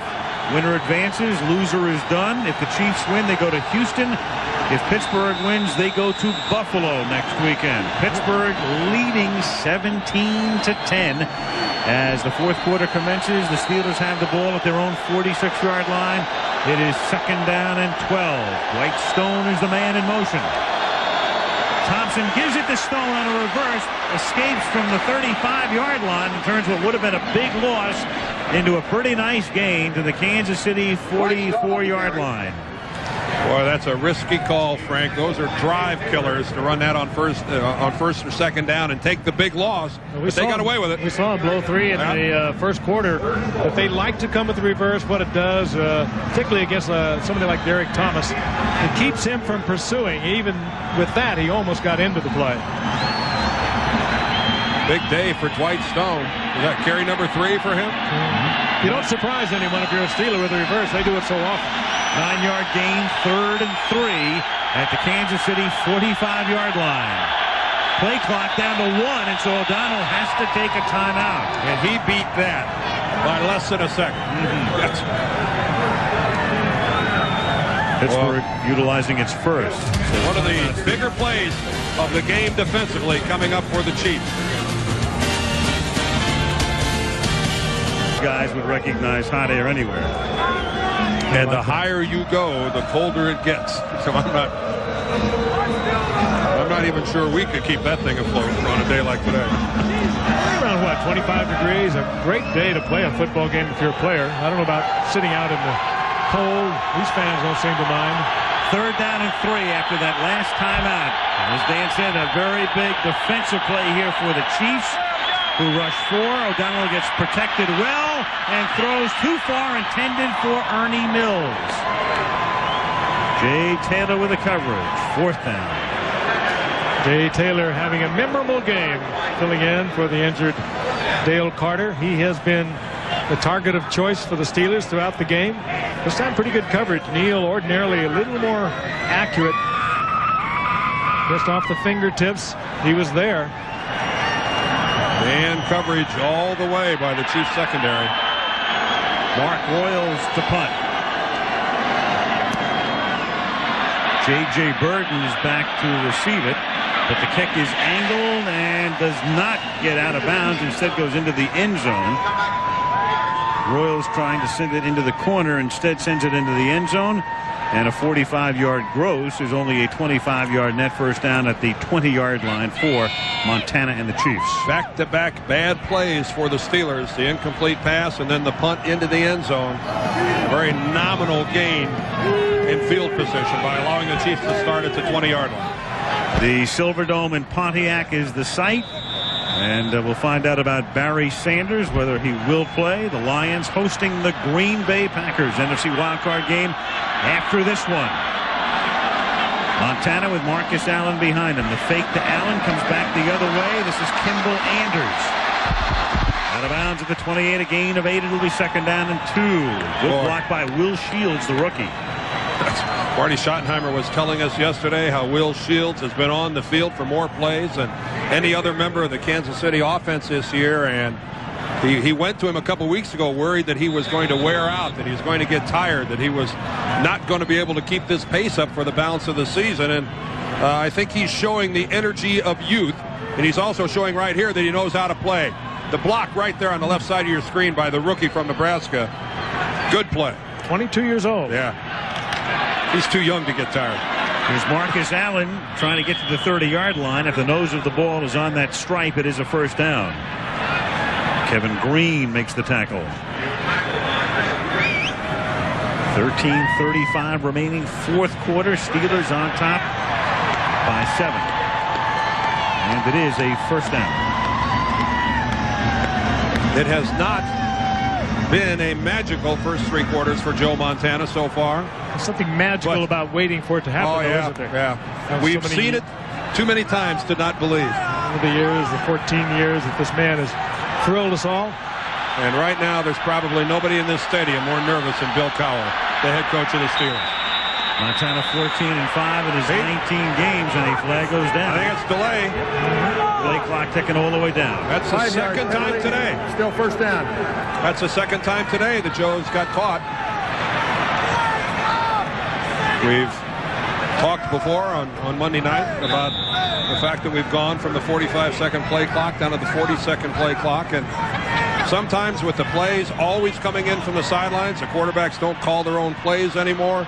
It just takes more time. That's not necessarily the quarterback's fault. On 1st and 15 comes Woodson. They pick him up. The pass is caught at the 46-yard line by Willie Davis. 22-yard gain and a Chief first down. Good read by Davis and Montana, and you're right, Al, they picked Woodson. He was coming from the corner. They use him a lot in a pass rush situation, but Davis and Montana right in sync. There he is, number 84. He'll break right to you, underneath Burton, into the hole, and Montana is there. And again, I don't want to belabor the point, but another zone defense by the Steelers, missing their other cover corner, DJ Johnson, who was ejected. Montana, who started the game 0 for 7, hands the ball off to Freddie Jones on an end around. He gets into Steeler territory and is close to a first down. Rod Woodson knocking him out of bounds at that spot. We might call that a crunching tackle by Rod Woodson, and Freddie Jones, give him credit for the speed to get outside and make something out of a play that looked dead. At about the midpoint right here, this play looks absolutely dead. Davidson looked like he had it cut off, and then Contain was gone, but what a shot by Rod Woodson on Jones. Look at this. Lowers the shoulder, and Jones, a much smaller man at only 180 pounds, stopped immediately. Second and a short one. Marcus Allen takes it to the 33-yard line.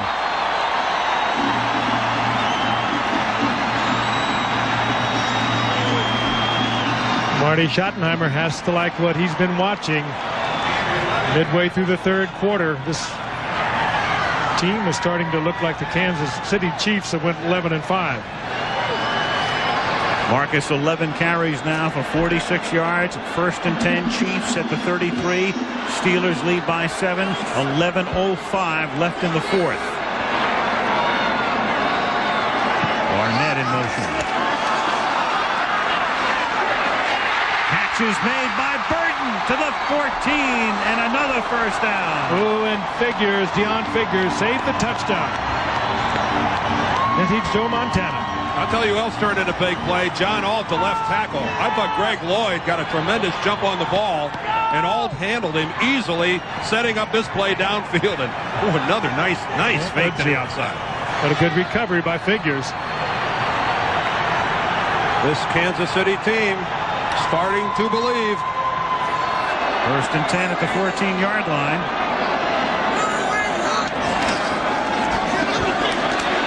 Marcus Allen picks up 3 to the 11. If it sounds sort of strangely quiet when the Chiefs come to the line of scrimmage, they always have a sign up here that says, "Quiet, please, audible zone." And all 75,000 people respect it. There it is. Only in Middle America. Big Brother running the show. Would you like to explain that? Put that up in New York, they'd eat you alive. Second and 6 at the 10-yard line. 9:45 to go. Montana throws. The catch is made by Cash. The tight end takes it inside the 5, and it will be first and goal. How many times I've said it over the years we've watched this man. I don't think even the credit and the accolades he's received over the years, I'm talking about Montana, he still makes it look so easy. He always is looking at the right place. He knows wherever receiver is, just a little flick of the wrist. Where does he throw it? Down in the crowd. He puts it at the belt where the receiver is not going to get the ball knocked away from him. It's a pleasure to watch. First and goal at the 2. Allen. In again. Touchdown. His 13th of the year.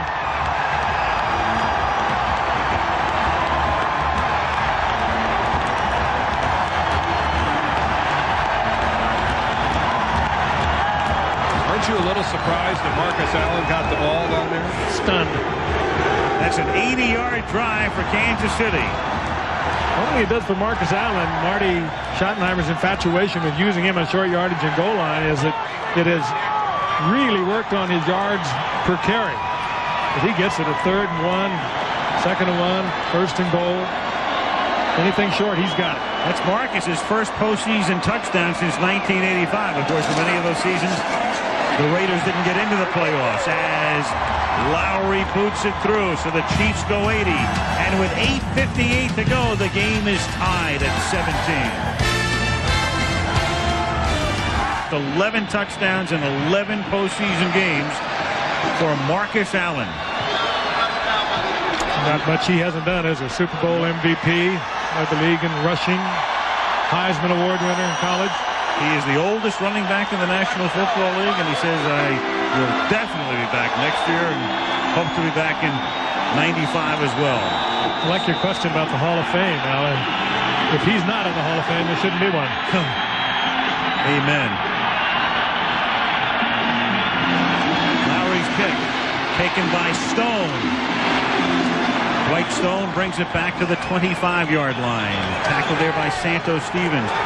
Coaches are always talking about turnovers. Announcers are always talking about turnovers. It is incredibly important in postseason games. Only one of 273 postseason games has had no turnovers, and that was the Giants-Bills Super Bowl in Tampa, Super Bowl 25. No turnovers today. And we talked about the significance of it. We can go back and detail it in terms of the team that owns the differential in postseason games wins an inordinate amount of time.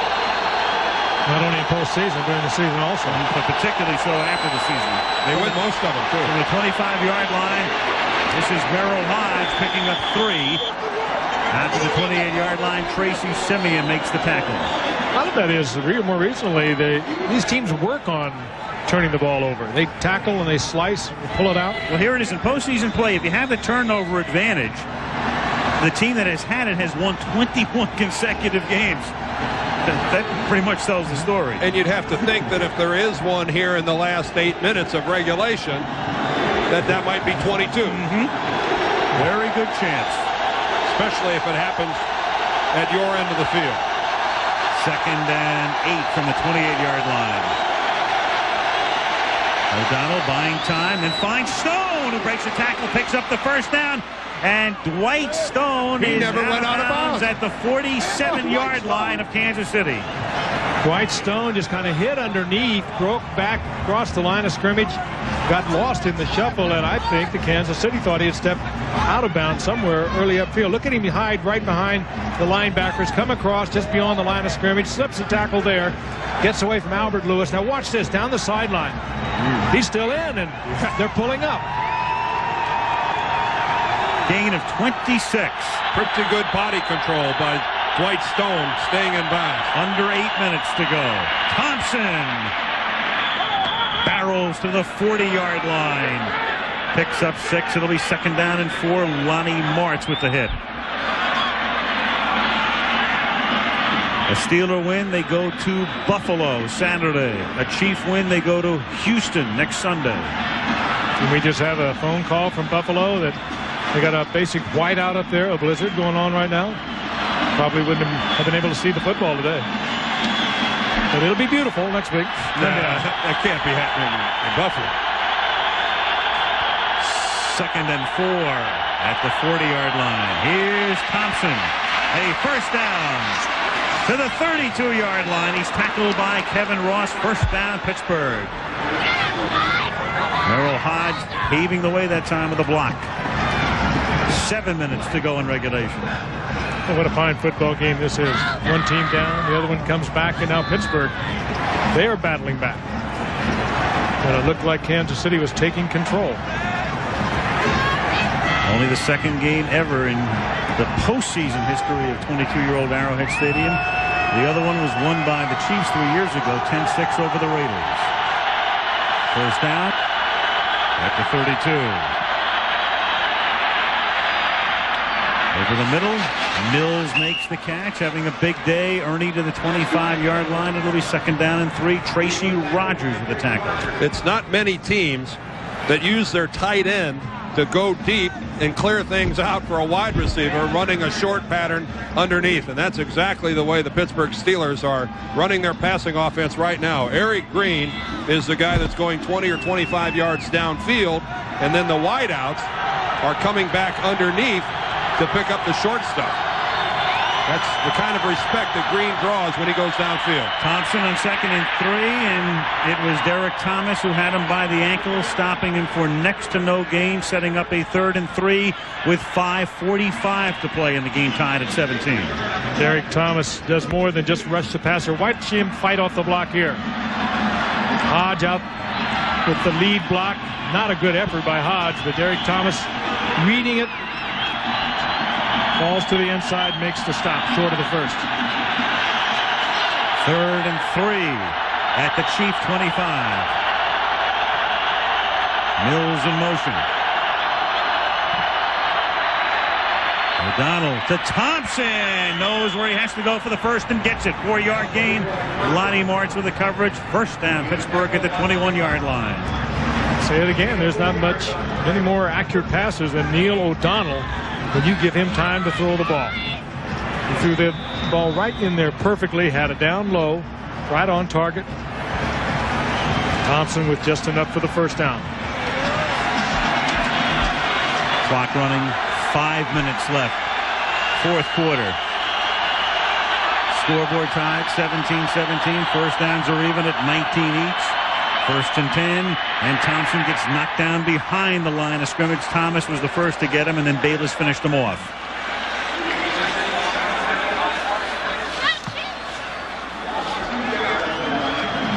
Loss of 1. Second and 11. You would think that at the point of attack, the advantage with the larger tight end would go to Pittsburgh. He tries to turn Derek Thomas to the inside, loses his footing. Thomas still gets enough penetration that he affects the play by altering Thompson's route.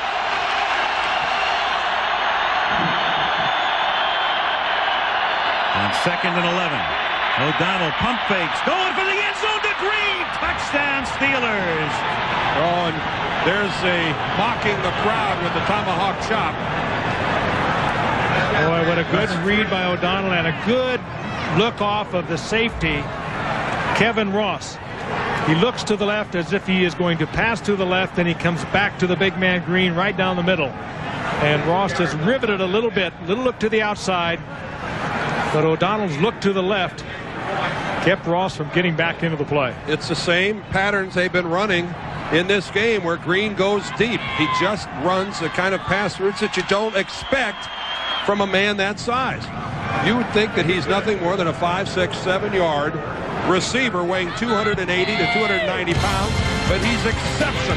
He can cover all parts of the field. That's a big-time drive there. Oh.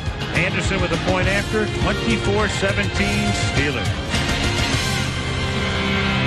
74 yards. Now Gary Anderson to kick off. Back to receive Damon Hughes, rookie from Iowa. Hughes waits. Fields at the 1-yard line. And back to the 21-yard line. Here comes Montana. And we'll find out about Montana and his magic with 4:02 remaining in regulation and KC down by 7.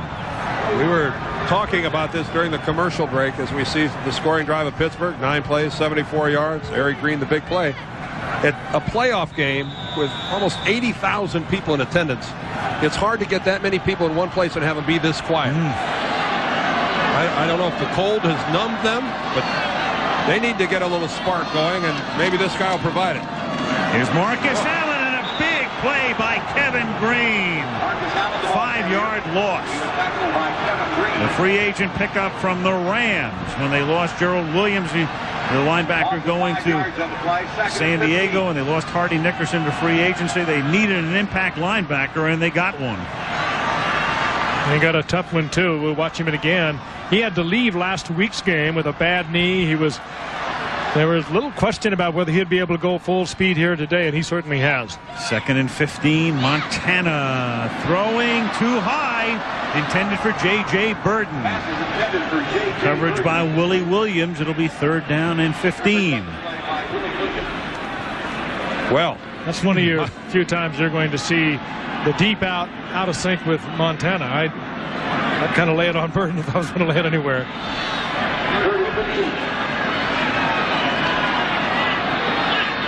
A pressure-packed 3rd and long situation here. Headed towards 3 minutes, 3:25 left in this game. 3rd and 15. Oh, down he goes in a clump. What a huge series for the Steeler defense, and Kevin Green trying to play on that bruised knee. What gutsy performance. Well, now the Chiefs, with all of their timeouts remaining, will have to begin to use them defensively as Green comes hobbling off. The pressure up the middle, that's Gerald Williams. He was the big force, the guy that first forced Montana to move away from where he wanted to be. Just a power rip move up the middle by number 98 Williams. Brian Barker to punt. Ron Woodson back to receive it. Boy, and he's got a lot of room. 48-yard kick. Woodson goes down at his own 48-yard line. So that's where the Steelers have it. 3 minutes remaining. Kansas City has all of its timeouts left plus the 2-minute warning, so Kansas City knows it can stop the clock at least 4 more times. Yeah, but can they stop the Steelers? Yes, that's the question. The last time the Steelers had the ball, they went right through Kansas City defensively. If you think back to last week, trailing 9-3 against Cleveland, they needed the Jets to lose. Sunday night, after they came back in the second half to win that game, they had to see Miami go down. The Raiders win, and here they are, 3 minutes away from on their way to Buffalo. If you start to prioritize things for the Steelers, number one right now, no turnovers. Do not turn over the football. And they haven't turned it over today, and that's a 4-yard loss as Thompson gets knocked down back at the 44-yard line. Darren Mickle with the tackle. And on the other hand, Dan, this is a team, Kansas City, and we know they work on it. They're coached to force the turnover, and they do it as well as anyone in the league, and perhaps better. Kansas City takes a timeout, so that's their first, with 2:50 remaining in the fourth.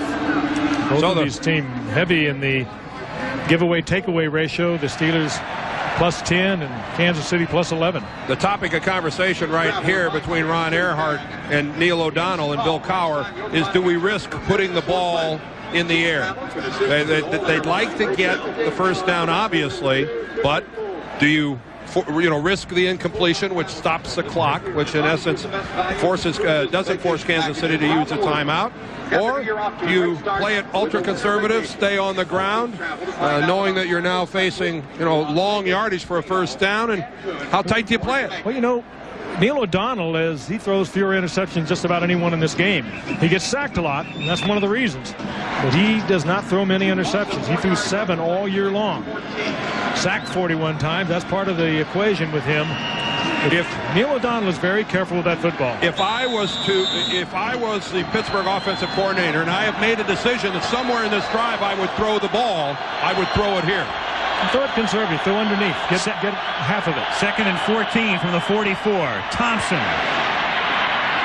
Well, the last thing he wants to do is go out of bounds, but he stayed in according to the official. Taylor with the tackle. He tried to drive him out, and now Kansas City takes another timeout, their second. His knee did go down inbounds, so it was the correct call by the officials, as I think this replay will confirm. Well, he worked to get down also. Yeah, you're right. There's the down. Good call. And a big play because it forces Kansas City to take that timeout, so they have 1 left plus the 2-minute warning, 2:43 remaining. Neil's going, let me throw it, let me throw it. Earhart and Cowher saying, do what I say. Bill Cowher's got a lot of input at this point with Ron Earhart, who he trusts explicitly, I know, but this is his job is on the line.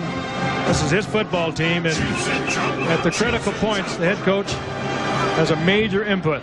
3rd and 10. I think Bill Cowher is going to be a successful coach in this league for a long time. I think he's the complete package. You know what he does, too? He can deal with today's player.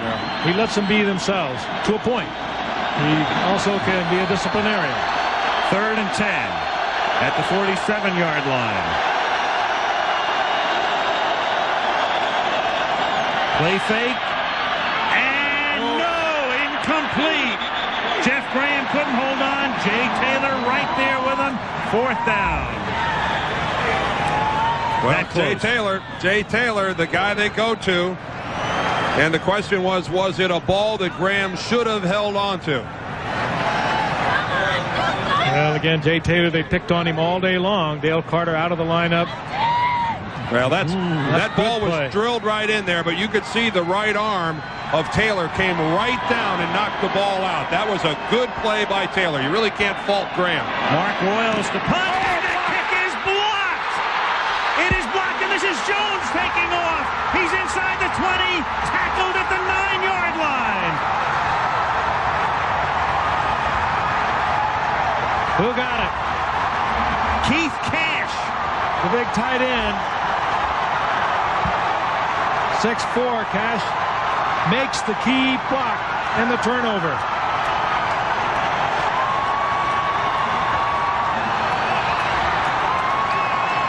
Let's take a look at this from behind. Royals does not turn away from the rush coming from the right side. A lot of times a punter is supposed to angle it one direction or the other. You could see Bill Cowher talking, yelling at Royals when he came off the side. I don't know if he was supposed to turn to the left or not. Either way, it was poor protection allowing Cash to get in. Gary Jones saved the touchdown. 1st and goal. Marcus Allen to the 8-yard line. It'll be 2nd and goal. The Chiefs with 1 timeout plus the 2-minute warning remaining. The clock at 2:20. Keith Cash. Woo. And right now, you're right about Gary Jones. He has a chance to be a hero. If the Pittsburgh defense comes up huge down here, the game ball goes to Gary Jones. Unless, of course, he's the guy to let Cash in to block the punt. In which case, it'll just be even. 2-minute warning. Chrysler Plymouth, a division of the Chrysler Corporation. UPS, the official package delivery company of the NFL. HBO Comic Relief 6, one of the biggest comedy events of the year. HBO, just you wait. And KFC. They are KFC, and they do chicken right. I mentioned earlier about the greeting that Mark Royals got when he came off the field. Look at his coach, Bill Cowher, a former special teams coach, and needless to say, a little unhappy with something that Royals did. Of course, the punt was blocked, giving Kansas City this opportunity. 2nd and goal from the 8-yard line. Montana looking, throwing, and incomplete, and Keith Cash wants a penalty and won't get it. Willie Williams was the man who was covering on the play, and Gerald Williams put the pressure on Montana. Montana had it right in there, but again, Williams, did he come over the top? Did he get there before the ball? Got him all the way, locks up with him. He can handle him for 5 yards. He just dropped the ball.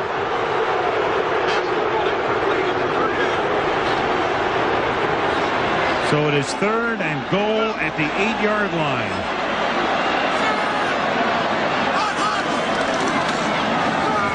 Wrap around to Marcus, and he can take it only to the 7-yard line. Gerald Williams makes the tackle. Schottenheimer says timeout, and here is your season right now. 4th and goal at the 7-yard line. It started back in July, and you're down to this, and I'd have to think twice about that call. Woo. You got one of the all-time great passers, a guy who won't make the mistake for you down there, won't hurt you. Put it in the end zone. You got 2 times to do it. And it's when the field is compressed, when all your defenders are within a relatively confined area, a slow developing play like a wraparound is not normally the play of choice. Normally something that hits a little quicker, whether it be a pass or a run, is something that operates with a great deal more effectiveness down on the goal line than a slow developing play like a wraparound. And as you can see, this didn't really fool much of anybody. Good play there by Gerald Williams. Montana on the phone with Paul Hackett. So here it is. This is the season. 4th and goal at the 7-yard line.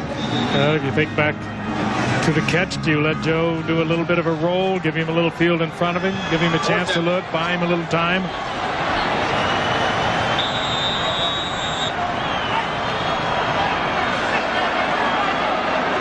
.148 remaining. So it has come to this. Chiefs out of timeouts.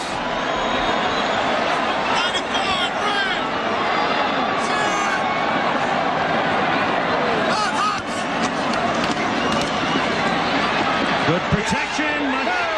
Touchdown, Tim Barnett. If you didn't believe before, you believe now. Does he work beautifully in the pocket? His initial receiver was covered. He knows where everyone is on that football field. And give that offensive line credit. The Steelers were desperately trying to get into his face. They gave him time. He just bounced a couple of times. Well, we still have a 1-point ball game here. Nick has to do his job. But don't go away. Look at this. back of the end zone. Good job by Barnett. Well, what were the Steelers doing? They're in that zone that so many teams play down on the goal line. You give the quarterback that much time, somebody will be open to the back of the end zone. Here's Lowry to tie it. And does. They were in that zone coverage where they were covering the two outside portions of the field and leaving the middle wide open. So you've got 1:43 remaining. Now Pittsburgh has 2 timeouts remaining as they try to get into Gary Anderson field goal range. Just as a point of information in regard to Barnett, because he has been talked about, and you probably read about him this week. He was arrested a couple of years ago. He violated probation. He was supposedly to serve more time in jail and asked for not an extension, but apparently went back in and they appealed the process. It's a little murky in terms of the information we were able to get. But in any event, it was a story here in Kansas City this week, and here's the guy in the back of the end zone winding up catching the pass from Montana. If it's a jury case, he'll be pardoned. Frank, you just summed it up. You made a great play. Frank, very good. You're right. If it's anywhere here. Might be the death sentence, though, if it's a Pennsylvania jury.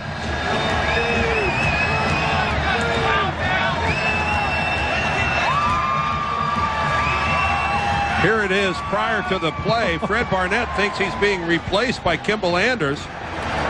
Barnett's coming back in, and then finally it's Willie Davis that leaves. How's that? And the irony of that is Willie Davis has 7 touchdowns on the season, and Tim Barnett is the hero of the moment. Do I call him Fred Barnett? Fred's his cousin. Oh, well, the Eagle wide receiver. Excuse my excitement.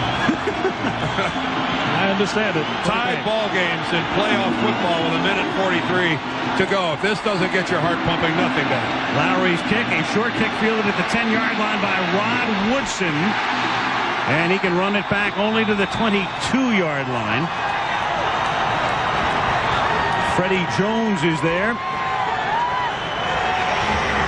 And the Steelers now with O'Donnell taking over at the 22 and 2 timeouts remaining. 1:39 on the clock.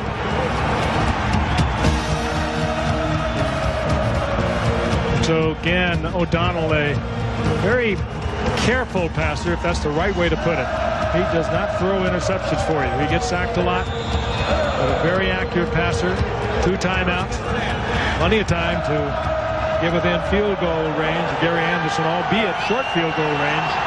47, 48, perhaps his limit. Well, this crowd is no longer quiet.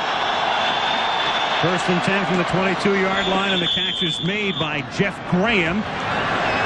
He's out of bounds up at the 27-yard line. Albert Lewis with the coverage. Boy, Graham bobbled that ball initially and was able to gain control of it before he went out of bounds. The first time it hit him, he didn't catch it cleanly off his knee, actually. Did he throw that ball well? Yes, he did. Gain of 5, 2nd and 5, 1:34 left.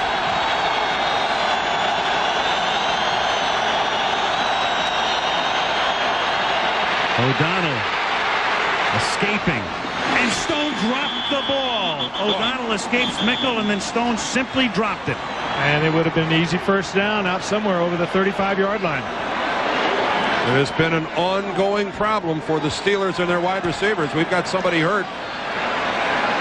We can't ID a number for sure.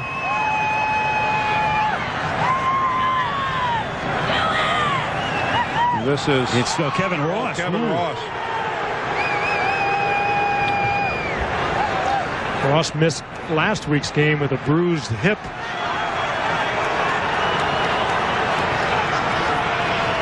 Oh, look at that. Strelzik. That's Justin Strelzik, who's not even in the ball game. Gives Kevin Ross a shot as he is running through the Steeler bench. That will be reviewed at 410 Park Avenue. Oh, that's unbelievable. Undetected by the officials. 3rd down and 5 at the 27-yard line.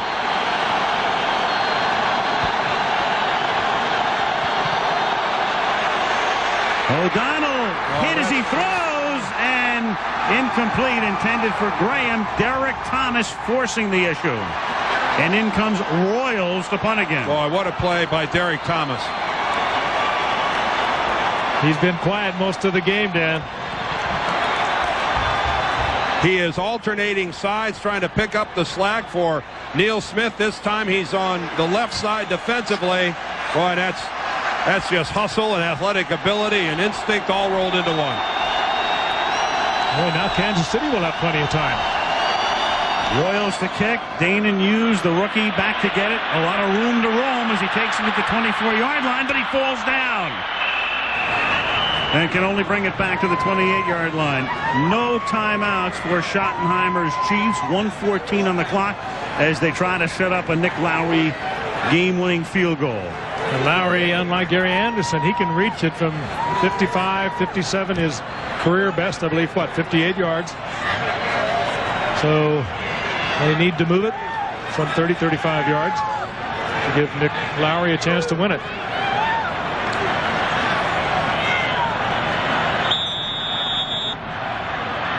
Montana in a situation he has been in so many times. 20th playoff start. At the 28-yard line. Joe firing right on the money into double coverage to Danon Hughes. How did he do it? He didn't get out of bounds, and Montana says, let's get up to the line of scrimmage. I'm going to throw it into the ground to stop the clock. And he does. Second down with 56 seconds remaining. Danon Hughes making his first catch of the day. You've got no right to complete that pass. You really don't. If I'm Pittsburgh, the next time Montana's in that situation where he's acting like he's going to throw the ball into the ground, I wouldn't necessarily count on it. What a weird game. I would expect the unexpected from Joe Montana. Think about it. Danon Hughes, the rookie, the kid falls down. He could have had a 10, 15, 20-yard return. He had that much room. Falls down on the punt return, and the next play comes back, catches his first pass of the day. Well, could they use that lost yardage on that punt return now? On 2nd and 10, Marcus Allen takes it to the Steeler 46-yard line. That's a first down. But what a terrific call. In danger of running out of time, almost within field goal range. Now Montana on first down, throws. He hits Cash, and Cash gets out of bounds at the 42-yard line. So if they don't gain another yard, Lowry's attempt from here would be 59. His career high 58 twice. Dead win. There's nothing. The flag at the end of the end zone. Nothing's happening there. Well, the key here, 36 seconds left, is that the middle of the field is still available to Joe Montana. There is plenty of time to complete a pass across the middle, get up, get your offensive team on the ball, and kill it. So the entire field from sideline to sideline is still available to Joe. 2nd down and 6 at the 42-yard line. He throws. The catch is made again in traffic, and this time it's Burden making the catch at the 33-yard line. So now you're looking at a 50-yard Lowry field goal. Montana says, I'm going to spike it. That stops the clock with 19 seconds.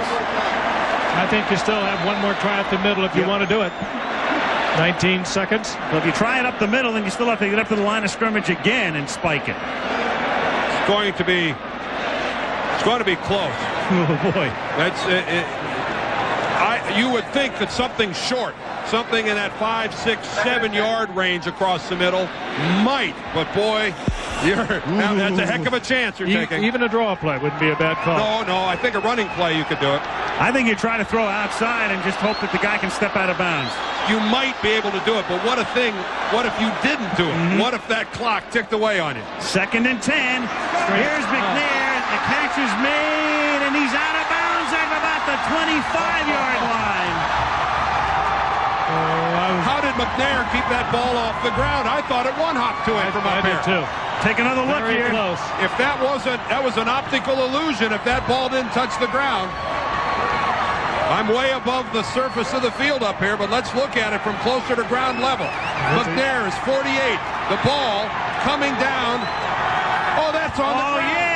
That ball's on the ground. You know, this is crazy. Well, you finally have a situation here with no replay. Lowry's going to attempt a 43-yarder to win the game. Parker to hold it. Kansas Kansas City. No good. Does not win the game as Lowry missed it. Perhaps justice, Al. That is justice. They would not have been in field goal range if it weren't for the fact that the officials didn't see the fact that that pass to McNair hit the ground. Well, had that gone through, you would have had your first gigantic controversy about the removal of replay. Because under the old rules, that would have been ruled an incomplete pass upon further review. Here's another look at it. We didn't see this angle before. Whoa. The ball is just sitting right on the ground. Mm-hmm. That was bouncing up off the carpet. Now give McNair a lot of credit. that was a nifty piece of handwork by Todd McNair. And not bad acting afterwards. No, sir. It looked obvious from up here. And meanwhile, here's Lowry's kick. A call that we've seen and heard Al make before. Yep, no good. Wide right. Yep. Scott Norwood, Super Bowl. Lowry missing one, just barely missing one in a wild card 3 years ago in Miami that would have won the game from 52 yards. The kneel down ends regulation, and so this one goes into overtime. And why not? Last weekend, 4 regular season games went into overtime. Second time in 5 days for us. Yes. A little bit more at stake this afternoon than last Monday. A little more Montana magic. And what a fine coaching job once again Bill Cowher has done with all right, we're going to stay. He's had. First things first, we'll stay for the toss of the coin and take a commercial and come back with the beginning of OT. Remember, it's sudden death. The team that wins the toss is going to get the football. And where we almost ended in a tie last week with the game being won on the final play of overtime. Pittsburgh. Not the case Good here. choice again, Rob. Call it in the air. Rod Woodson to call it. We'll be here to midnight if we have to. If we have to. It is heads. And of course, the Kansas City Chiefs, no stranger to playoff overtime football, as they were a participant in the longest game ever played in the National Football League.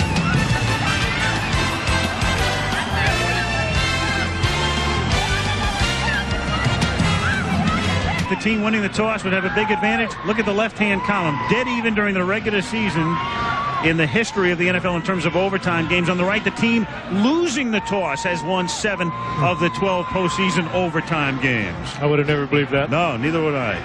Oh, I would have. This game has not had a turnover. Anderson kicks off. It is taken at the 5-yard line by Danon Hughes.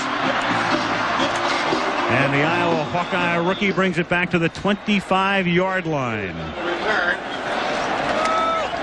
A win, and the Chiefs go to Houston next Sunday. If the Steelers win, they go to Buffalo next Saturday. 24-24 in overtime. First and 10, Kansas City at the 25-yard line.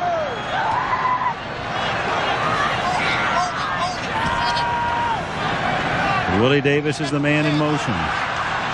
And the handoff to Allen, and he goes next to nowhere.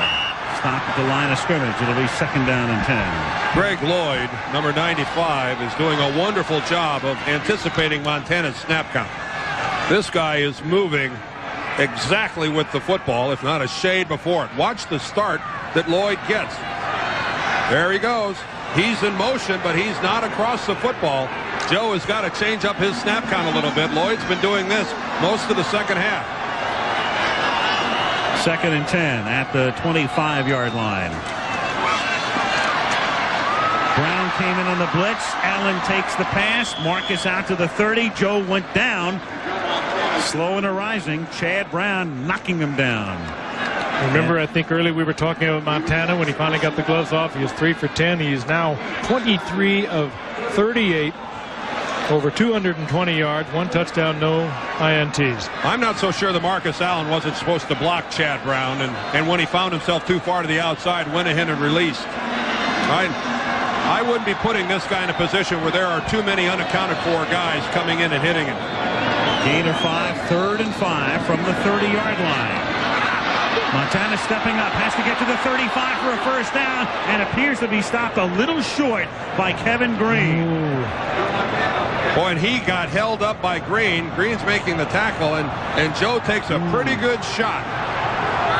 It's one of those where Joe was trying to escape, trying to get down. He's being held up behind, by Green. I think he thought he could slide for the first down. He didn't know Green was there. But right there, he's really vulnerable, and he takes a good pop there from Brian Hinkle.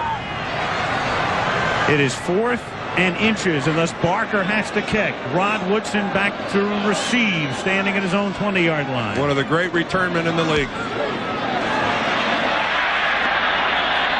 46-yard kick. Woodson from the 19-yard line. Tripped up at the 26-yard line. Keith Cash making the tackle. So 2 minutes and 14 seconds into overtime. The Steelers have the ball. ABC's Wild Card Playoff game is being brought to you by New Wavy Lays. They're not your ordinary ridged chip. They're Lays.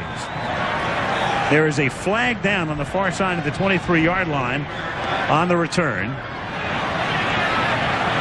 We'll get the call in a moment from Gary Lane. There's no infraction on the play. The block was in the side. First down. Somebody thought that there was a block in the back, and it was overruled by committee. Benny Thompson, the special teams maven of the Chiefs, trying to lobby the Chiefs' case to no avail.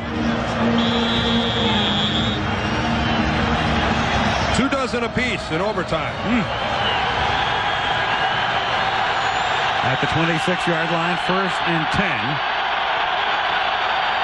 O'Donnell, who's thrown 3 touchdown passes today, retreating, sets up the screen to Thompson, but he can't go anywhere. He is tackled at the 24 by Tracy Rogers. There have been an awful lot of screens run today by the Pittsburgh Steelers, more than I've seen them run in a long, long time. And Kansas City, I think, is gotten to the point where they've seen them with enough regularity that they're all over it. And they did a lot of this when Barry Foster was healthy, and for all the right reasons. They got away from it a little bit. And they used a lot of 2 setbacks with Hodge and Thompson. They've come back to it today primarily because of Smith and Thomas on their strong pass rush, I'm sure.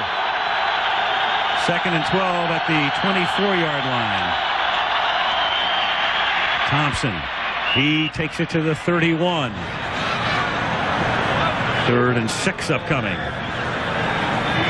Well, Kansas City is thinking Eric Green, and Eric Green in that order. And they might get Merle Hodge. Yeah. Merle Hodge. Yeah. Good coming out of the backfield. This will, if we see an overcommitment by the Chiefs, somebody else here is going to be open. Maybe exposing Kansas City to the big play. 3rd and 6 from the 31-yard line. Green in motion. O'Donnell from the shotgun. O'Donnell to Graham. First down out to the 46-yard line. I think that what Bill Cowher told us yesterday, if they overcommit on Eric Green, that means we're going to have one-on-one with our wide receivers. And what are we going to run? A lot of crossing patterns, a lot of things underneath. When they needed it, that's exactly what they went to right here. Same philosophy that you get from the 49 of the West Coast attack. Brent Jones with the 49ers. You cover him with a deep man, you're going to get single coverage on either Rice or Taylor. Same idea. Kansas City safeties are thinking Eric Green right now. Here's Thompson. Stopped a little short of the 50 up at the 49-yard line. Gain of 3. It'll be 2nd down and 7. In all the raves that we've been giving Joe Montana, Neil O'Donnell has quietly played a superb football game. His offensive line has protected him. He has thrown the ball well. Well, for a guy with a bad elbow and a bad shoulder who has his practice time limited every week, well, this guy's just a baby here in the National Football League. He's going to be a fine player for a long time. Here comes the blitz. On 2nd and 7. They pick it up, and the pass incomplete, intended for Stone, who had position on Albert Lewis, but O'Donnell was forced to get rid of it in a hurry. 3rd down. You don't want to be too harsh on the existing group of Pittsburgh wide receivers, but how desperately do they need a Lynn Swann or a John Stallworth or Lewis Lips? They need a big-time playmaker on the outside, and I'd have to think that it's going to be a #1 priority for this group. 3rd and 7. O'Donnell Stepping to the side, Green has it deflect off his hands. 4th down. Well, O'Donnell flushed from the pocket, had an opportunity. Green was coming open. Hurried it. One that might have been caught, but it would have been a great effort on the part of the big man. Right about this point, O'Donnell's being flushed from the pocket, looking desperately for the receiver. And over the 6'5" outstretched arms of the big man, Eric Green. Mark Royals into punt. Line of scrimmage is the 50. And it bounces out of bounds between the 20 and 25-yard line. They spot it just outside the 20. And that's where Montana and the Chiefs will take their second possession of overtime. Well, as soon as this one is over, we go to the Silverdome in Pontiac. Green Bay and Detroit in the NFC wildcard game. We are 5 minutes and 4 seconds into overtime. Doesn't make any sense to tell you how much time is left in overtime. They just play forever in postseason. So much on the line. We talked about the season that began way back last summer. One of these teams is going to go home. It's all over for one of these teams this evening. What an emotional drop it is, too, having been there. 1st and 10, Kansas City. Fake to Allen.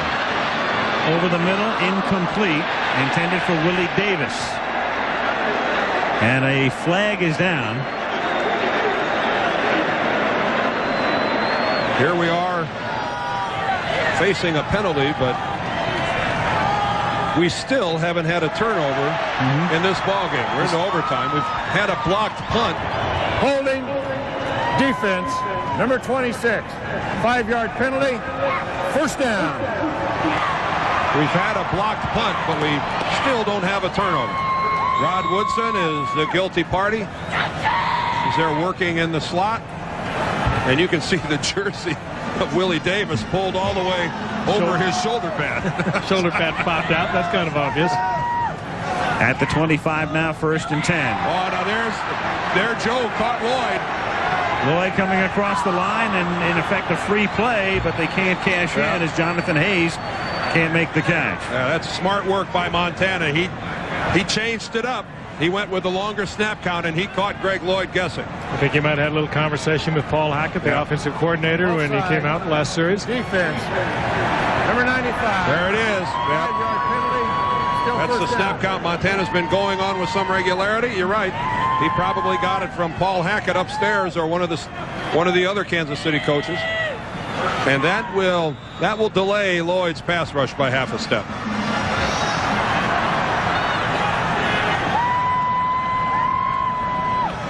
First and 5 at the 30-yard line.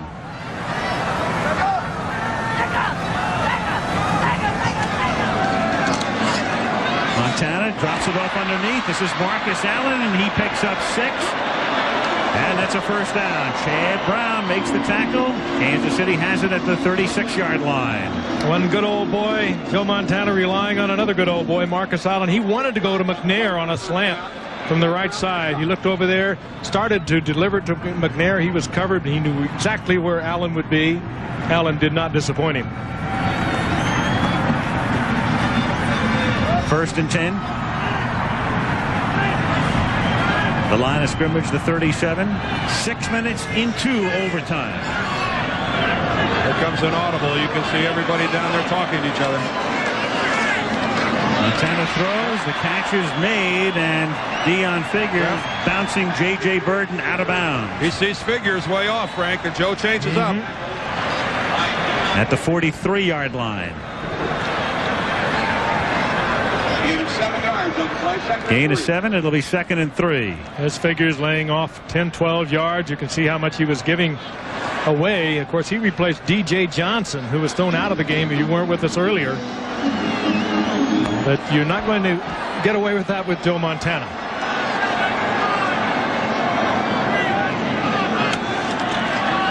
Montana on 2nd and 3.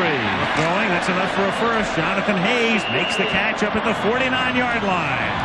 Surgery. Pink hair and a little short one there, a little out. No jeopardy. High percentage stuff. We've watched it for 15 years. Jonathan Hayes, whose numbers improved remarkably with Joe Montana and offensive coordinator Paul Hackett coming here. His big year was 9 receptions. He had 24 this past season. The other tight end, Keith Cash, had also 24. 1st and 10 at the 49-yard line. Davis in motion. McNair just barely across the 50-yard line. Minimal gain. 2nd and 8 upcoming. Chiefs trying to get into Nick Lowry field goal range, something they thought they had done as regulation ended, but Lowry missing a 43-yarder that would have won it. Will he get another chance? But justice was served. Mind you, again, his range, his best 58 yards, and he probably can still reach that. And 2nd and 8. Cash. And a big money play for Keith Cash as he takes it to the 32-yard line.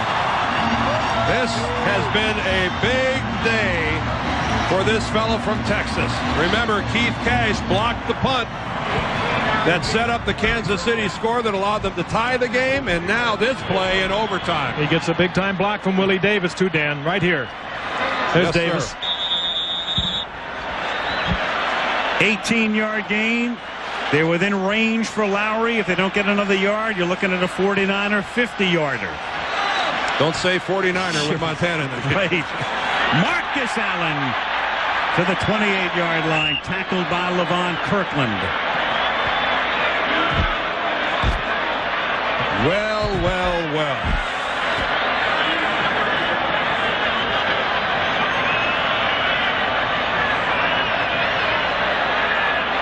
Dan mentioned it, the longest game in the history of the NFL, Christmas Day 71, Municipal Stadium. Garo Yepremian won it for Miami 27-24. Ed Podolak was the hero of the day that day for Kansas City. Hank Stram walking the sideline. 2nd and 6. Allen nowhere. 28-yard line, 3rd and 6. Now, this is where the offensive linemen keep their hands to themselves. A holding call here, any sort of an infraction is critical, and Al, I'm setting you up. Well, you remember it. We all remember it. The game in Miami when the Chiefs were within field goal range, and the holding call on Dave Zott pushed them just out. Oh, on top of every play. 3rd and 6 at the 28-yard line. There's a flag, and the catch at the 19-yard line. One official looks at the other, and he says yes. J.J. Burden. Lloyd was offsides again, so that's where we start. And then the completion. Burden with a terrific effort. We saw him earlier. They gave him a play against Deion Figures, but he made this on his own. Defense, number 95. Penalties decline. 1st down. Well, Lloyd again trying to read Montana. Montana's crawled inside Greg Lloyd's head, but then he makes this throw. Left. Oh, and he gets it in. That's pretty. Boy, what a good call by the official right there. What a good call of seeing that the feet were down. And not a bad throw. So 1st down at the 18. You're looking at a 35-yard Lowry field goal from this spot if they don't get another yard. 1st and 10. Anders, a yard or so to the 17-yard line, and Marcus Allen about ready to come back into the game. Lowry apparently will get another chance, and very soon. And at this point, in the huddle, they don't even bother to say you got to hold on to it. I wouldn't be afraid to let Montana try one into the end zone. Touchdown's a sure thing. 2nd and 9 from the 17-yard line. Allen to the 14-yard line. Now you're looking at a 31 or 32-yard field goal. And here he comes. They're going to kick it. On 3rd down, here comes Lowry again. Well, it's smart to kick it on 3rd down in case you have a bad snap, you have any sort of a bad hold. You don't get the kick away, but as long as you cover up the ball and retain possession, you get another shot at it on 4th down. And you'd still be within range. Yes. A 32-yard attempt. He's made one from 23, missed one from 43. Danny Villa to snap it. Brian Barker to hold it.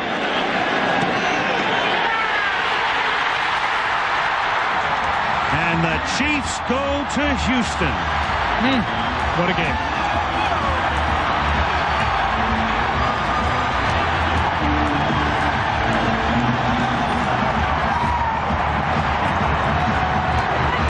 And the teacher beats the student. What a way to kick off the playoffs. Bill Cowher will be back. Well, this one ran the emotional gamut on both sides. A dominating first half by Pittsburgh. A fourth down touchdown, Montana to Barnett for Kansas City. A missed Lowry field goal in regulation, and then a made Lowry field goal. 11 minutes and 3 seconds into overtime. The first step. Al, you said they brought him in to get them through the playoffs. He's taken one big step. Houston will not be easy. Keith Cash playing a vital role in today's game. And with the salaries the way they are these days, it's appropriate. A guy named Cash could be a big star. ABC's Wild Card Playoff game has been brought to you by New Wavy Lays. They're not your ordinary rich chip, they're Lays. Teacher and pupil embracing there. Lowry wins it in overtime for Kansas City. Chiefs go to Houston next week as Casey wins it in overtime. Al Michaels, Frank Gifford, Dan Dierdorf, so long from Kansas City. Stay tuned. Coming up next, Green Bay at Detroit.